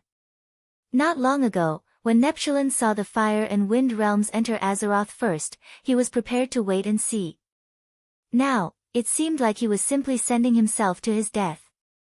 In addition, the powerhouses closely related to the elements could also receive the news. The guardians of Mount Hyjal and the Ring of the Earth, which were dedicated to quelling the anger of the elements, were all dumbfounded. Especially the Ring of the Earth. Originally, Hamuer and the others were still holding meetings day and night to discuss how to coax the various elemental masters so that they would not come out to cause trouble and return to their respective elemental worlds. Great, now they're all fucking traitors jumping over loyal officials. As long as the three elemental world masters gave an order, it would immediately turn into the three elemental worlds ganging up on the earth elemental world. The druids in the ring of the earth suddenly felt as if they had learned the way of nature for nothing. They were learning harmony and communication. On the other side, Duque was taking the way of the king. He directly used his fists to get rid of the troublemakers and subdue the troublemakers. When he became the boss, all the turmoil would be quelled. To put it more exaggeratedly, if Duque wanted to play a specific game, he could give a strict order. Other than the local neutral elemental creatures in Azeroth, the shamans would not be able to use any water, fire, or wind elements. There were no shamans in the Alliance. When the news spread that Queen Sindorii conquered the Wind God throne and became the queen of the wind elemental world, the whole kingdom of Sindorii rejoiced. Almost all the elves ran to the streets to celebrate, singing and dancing. It didn't matter if Queen Sylvanas was Duque's wife or not. In any case, not only did Queen Sylvanas become a semi-god, she had also become the queen of an entire world. Even the mage faction in the country had begun to discuss whether or not they should develop wind magic on a large scale. After all, their queen was practically the goddess of wind. It would be a waste not to use such a good resource. The Alliance's Duque controlled the water and fire elemental realms, appointed Kael, Thats and Vashj as overseers, while Sylvanas controlled the wind elemental realm. Even though Die-Hard Roar had a big heart, he still felt that it was a little unbearable. It was true that the beast men played the berserker style, but while they revered the warrior class, the shaman's teachings were the true tradition. Shaman priests were not only respected professionals, but also the core of the tribe's military. Earth, water, fire, and wind, these four elements would be hard to bear, not to mention losing three of them at once. Without the water element, there would be no healing magic. Without fire, there would be no AoE attacks. Without wind. Just think about it, the legendary Wind Fury 9 consecutive strikes of the earliest shamans. Without wind, there would be no use. Once the shaman profession went up against the Alliance, it would immediately be useless. Die-Hard Roar fell into a rare long silence. On the other side, Duque had rushed to New Silvermoon City to welcome the triumphant return of Queen Sylvanas and her party as half a master. Before he could hug his three lovers for a long time, Gavin Rad rushed out like lightning and hugged Duque tightly. Duque's eyes were filled with the charred armor that this guy was wearing. Duque. I'm going to die. I don't want to live anymore. Back then, I blocked a knife for you, I withstood Logger's hammer for you, and now I've withstood 100, lightning, strikes for your fiancé. My life is so bitter, sob sob sob. I'm old, maybe I won't make it soon. It would be strange if I really can't carry the leader. It was worth mentioning that Gavin Rad's acting was terrible. After howling for a long time, he couldn't even bear to use a few drops of eye drops. It was just a few lines over and over again. What he meant was, I've shed blood and tears for you, Boss Duque. Don't call me when you're fighting bosses in the future, and remember to call me when you're picking up cheap loot. Duque's facial muscles were stiff. He pretended to comfort Gavin Rad, why don't I let you retire with honor like Mograine? I'll convince your wife to accept your women and illegitimate children outside.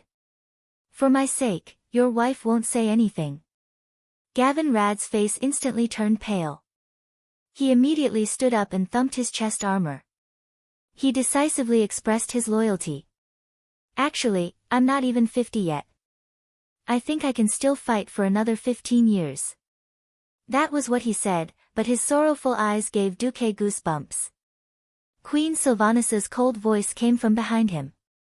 The wind elemental realm will give you 1%. Gavin Rad immediately continued to howl. Boss, I've shed blood for you, 3%. Forget it if you don't want it. Her Majesty Sylvanas finally gave her verdict. Ah. I suddenly remembered that I have other important things to do. I won't stand in the way of your reunion, boss. Gavin Rad, who had gotten the benefits, left immediately. Queen Sylvanas was indifferent, but she actually uttered a classic line, ha. Men, She flicked her long blonde hair gently. That disdainful look, that aura with its own background music, that arrogant demeanor, she was simply invincible. Did she become arrogant after taking control of the wind elemental realm? Duque bared his teeth, a little depressed. He had suppressed Queen Sylvanas a while ago. Why did she seem to be gaining momentum recently? In any case, he was the father of the child in her belly, and he was her public fiancé. It wasn't too much to give her a public hug, right? Faced with Duque who opened his arms, Queen Sylvanas still hugged him. It was a warm hug as usual, but she whispered in Duque's ear, "I'm angry. You put Gavin Rad in my team because you don't believe in my ability. Well, I really, humph. Forget it. Since you're going to be a father, you're so worried about us. I'll let you pass this time."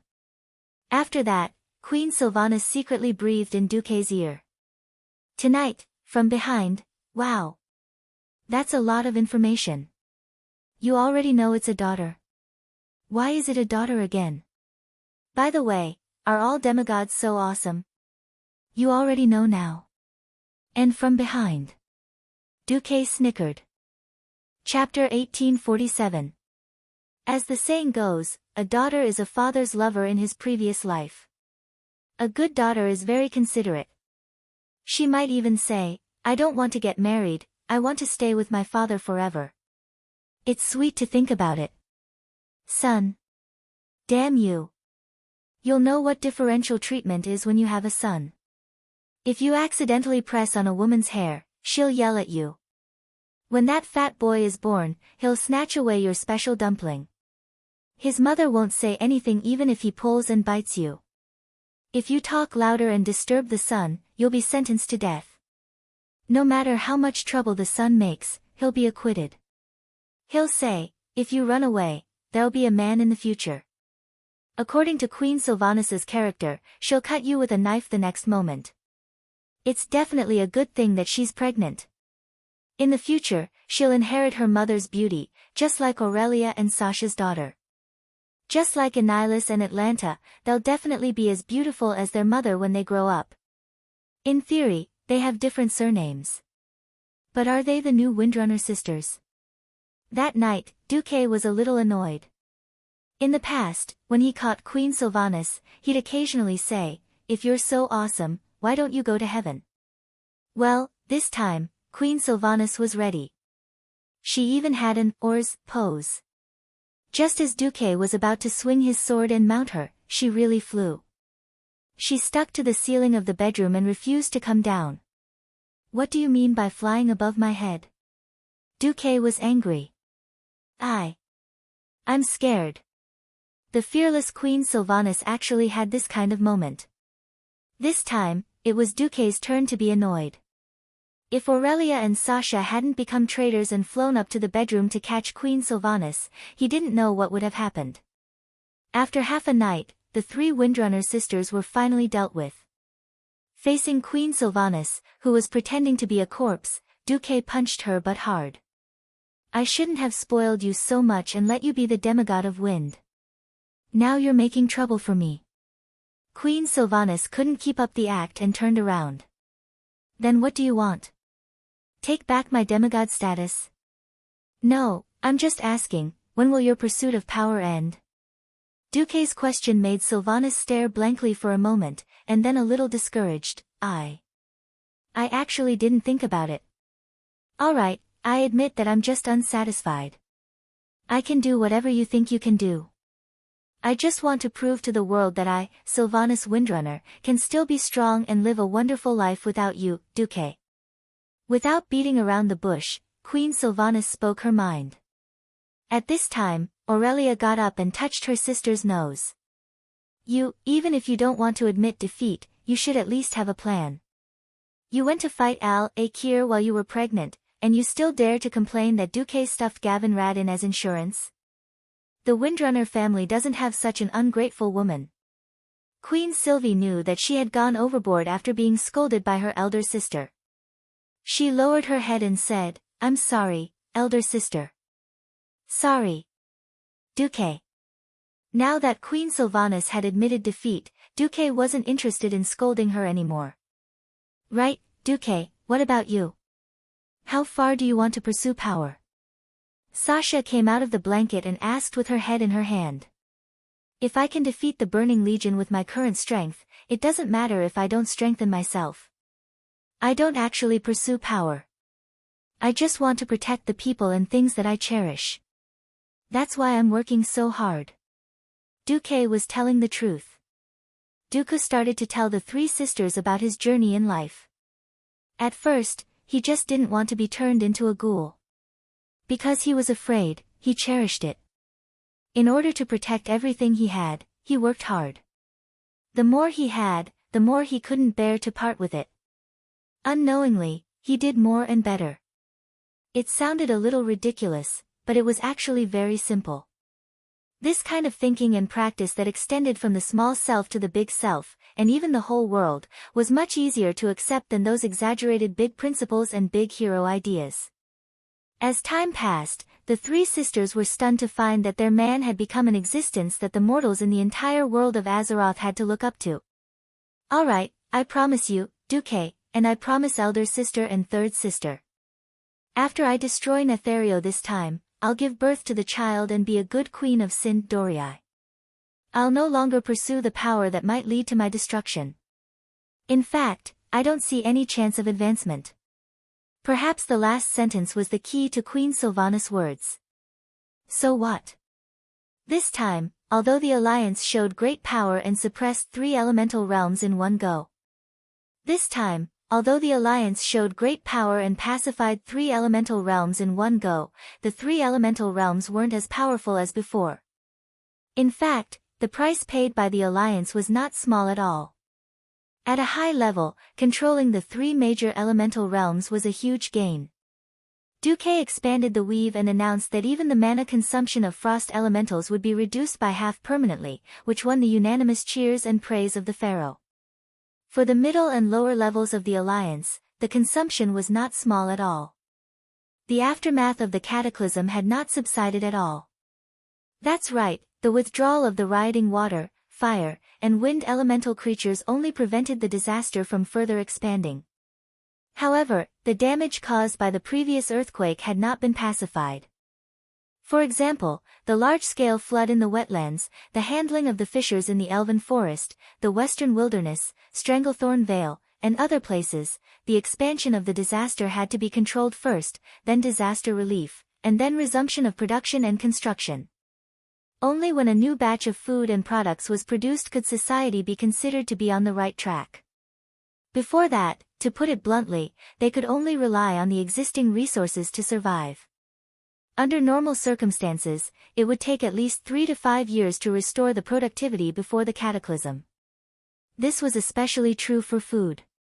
No matter how much food was stored before, without new rice and wheat harvests, the people would still be muttering in their hearts. However, no one could compare to Duque, who had a wild imagination.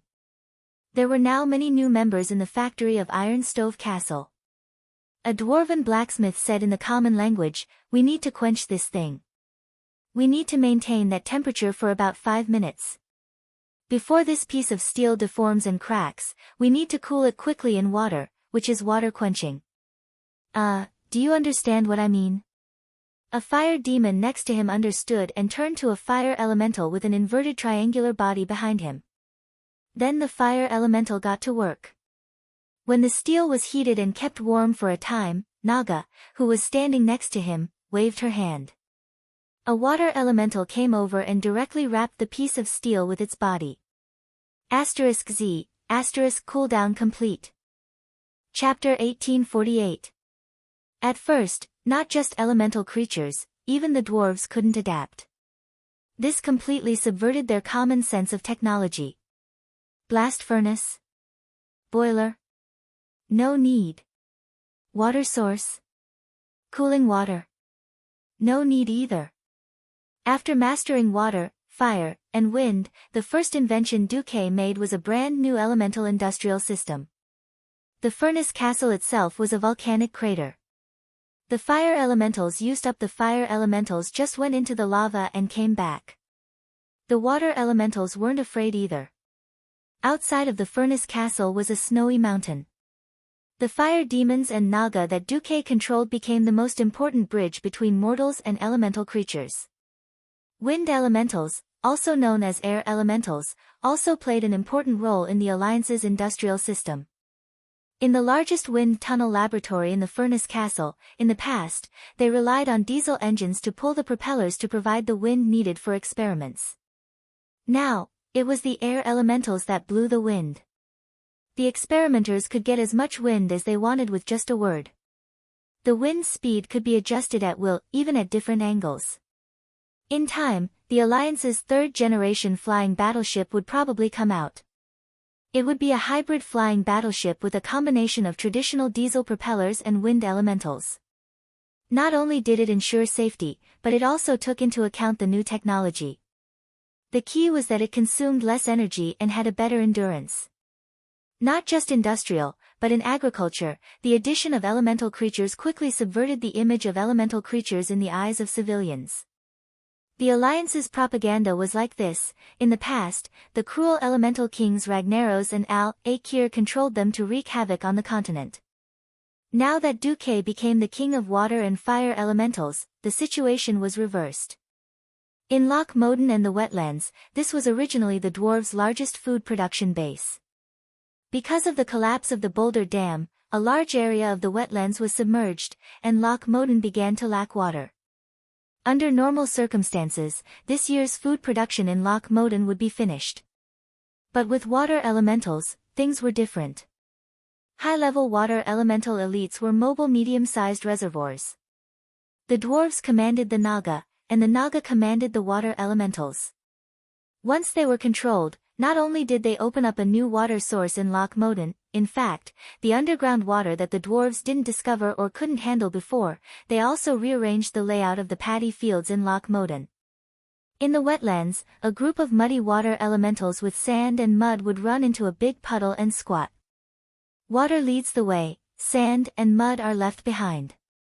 It didn't matter how big the puddle was or whether there were dangerous creatures such as crocodiles in it. It turned into pieces of soft mud that were rich in water.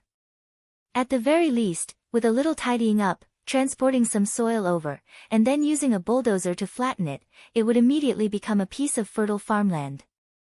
As long as Neltharion was settled and the Boulder Dam was rebuilt with cement, the wetlands would become a major grain-producing province in less than 2 years. It would be thousands of miles of fertile land that belonged to the dwarves. Not only the dwarves' territory, but the entire Alliance's territory, from the northernmost Sin-Dorii kingdom all the way to the south, to Lordaeron, Stromgard, Alterac, Gilnis, Dalagen, Stormwind, and finally Kurtiras, who had started building a new royal city in Stranglethorn Vale, were using the opportunity of the cataclysm to transform the landscape and carry out more scientific redevelopment of the land. Apart from the Night Elves who had always adhered to the doctrine of nature, all the races and kingdoms of the Alliance used this opportunity to reform themselves. At the throne meeting, someone asked, "Isn't there still Nesario who hasn't come out? What should we do if he attacks?" Duque said straightforwardly, "The reason why the cataclysm is called a cataclysm is that it was not something that could be done by Nesario or N'Zoth alone. This is a special effect produced by the combination of the 4 major elemental realms and Azeroth. Without the 4 major elemental realms working together to pull the elements of the world to resonate together, the destruction of the planet would have been impossible. What if Nesario attacks?" Muradin looked a little cautious. "Our hero squad and the Sleeping Dragon Temple will join forces to fight the attack immediately. Also, can a black dragon destroy nearly 10 million square miles of land at the same time?" As soon as Duque said this, everyone suddenly understood. Azeroth was very large. Duque had just said square miles, which was the way the Chinese were used to. The total territory of the Alliance was about 20 to 30 million square kilometers. This was not bragging. The Elven Forest alone was 1,300 kilometers from east to west, and the widest part was more than 400 kilometers, with a total area of 330,000 square kilometers. Plus the Riedrige Mountains, the Western Wilderness, the Twilight Forest, the Upwind Path, the Swamp of Sorrows, and half of Stranglethorn Vale. Today, Stormwind alone had more than 2 million square kilometers of territory. The specific figures could not be calculated because no detailed geological survey had been done. The 7 human kingdoms, the territory of the 3 hammer dwarves, Nomarigan, the night elves Danasuska and a small half of Kalimdor, the blood elves Sind Dorii, the Dreenei's blue mystic island, and the enclaves of Northrend. One had to know that apart from the Dragonbone Waste and the Northwind Taiga, Northrend was basically the territory of the Alliance. The ratio of square miles to square kilometers was 1:58. 20 million square kilometers might be considered small. It was a pity that the Alliance now only had a population of more than 10 million. Even if the ice fields, mountains, and wastelands were excluded, it was still a typical case of vast land but sparsely populated. The leaders of the Throne Conference could see that Duque was now a classic case of grasping the big and letting go of the small. As long as the overall situation was one, the losses of small places did not affect the overall situation. It could be foreseen that the places attacked by Nethario and his Twilight Dragons would definitely suffer losses. Under the surveillance of the magic net all over the world, once the densely populated areas of all the member states of the Alliance were attacked, they would definitely respond immediately. With Duque, a demigod of the magic net who was proficient in teleportation, it was completely possible to make the attackers suffer the consequences. Perhaps even their lives would be spared. Since the damage caused by the attack to the Alliance was limited, the Alliance could take advantage of the opportunity of the cataclysm, forcing the residents to migrate and carry out a comprehensive development. As long as the population, productivity, and resource development went up, even if some people died, it would still be a big gain in the overall situation. Jaina smiled. I'm impressed. You can turn a world-destroying cataclysm into an opportunity to promote the development of the Alliance in one go. Is this, the so-called elemental economy? Jaina did not know that the term she had casually mentioned had actually set off a craze among economists and historians about the topic of elemental creatures promoting the development of science and technology. While he shifted his attention back to the internal affairs, Duke did not forget about the ongoing war. Through the Eridar Gemini, Duque learned a new piece of information. What? You're saying that the Horde didn't run into the Twilight Dragons Varian, Cenarion, and Sinestra when they attacked Twilight Fortress?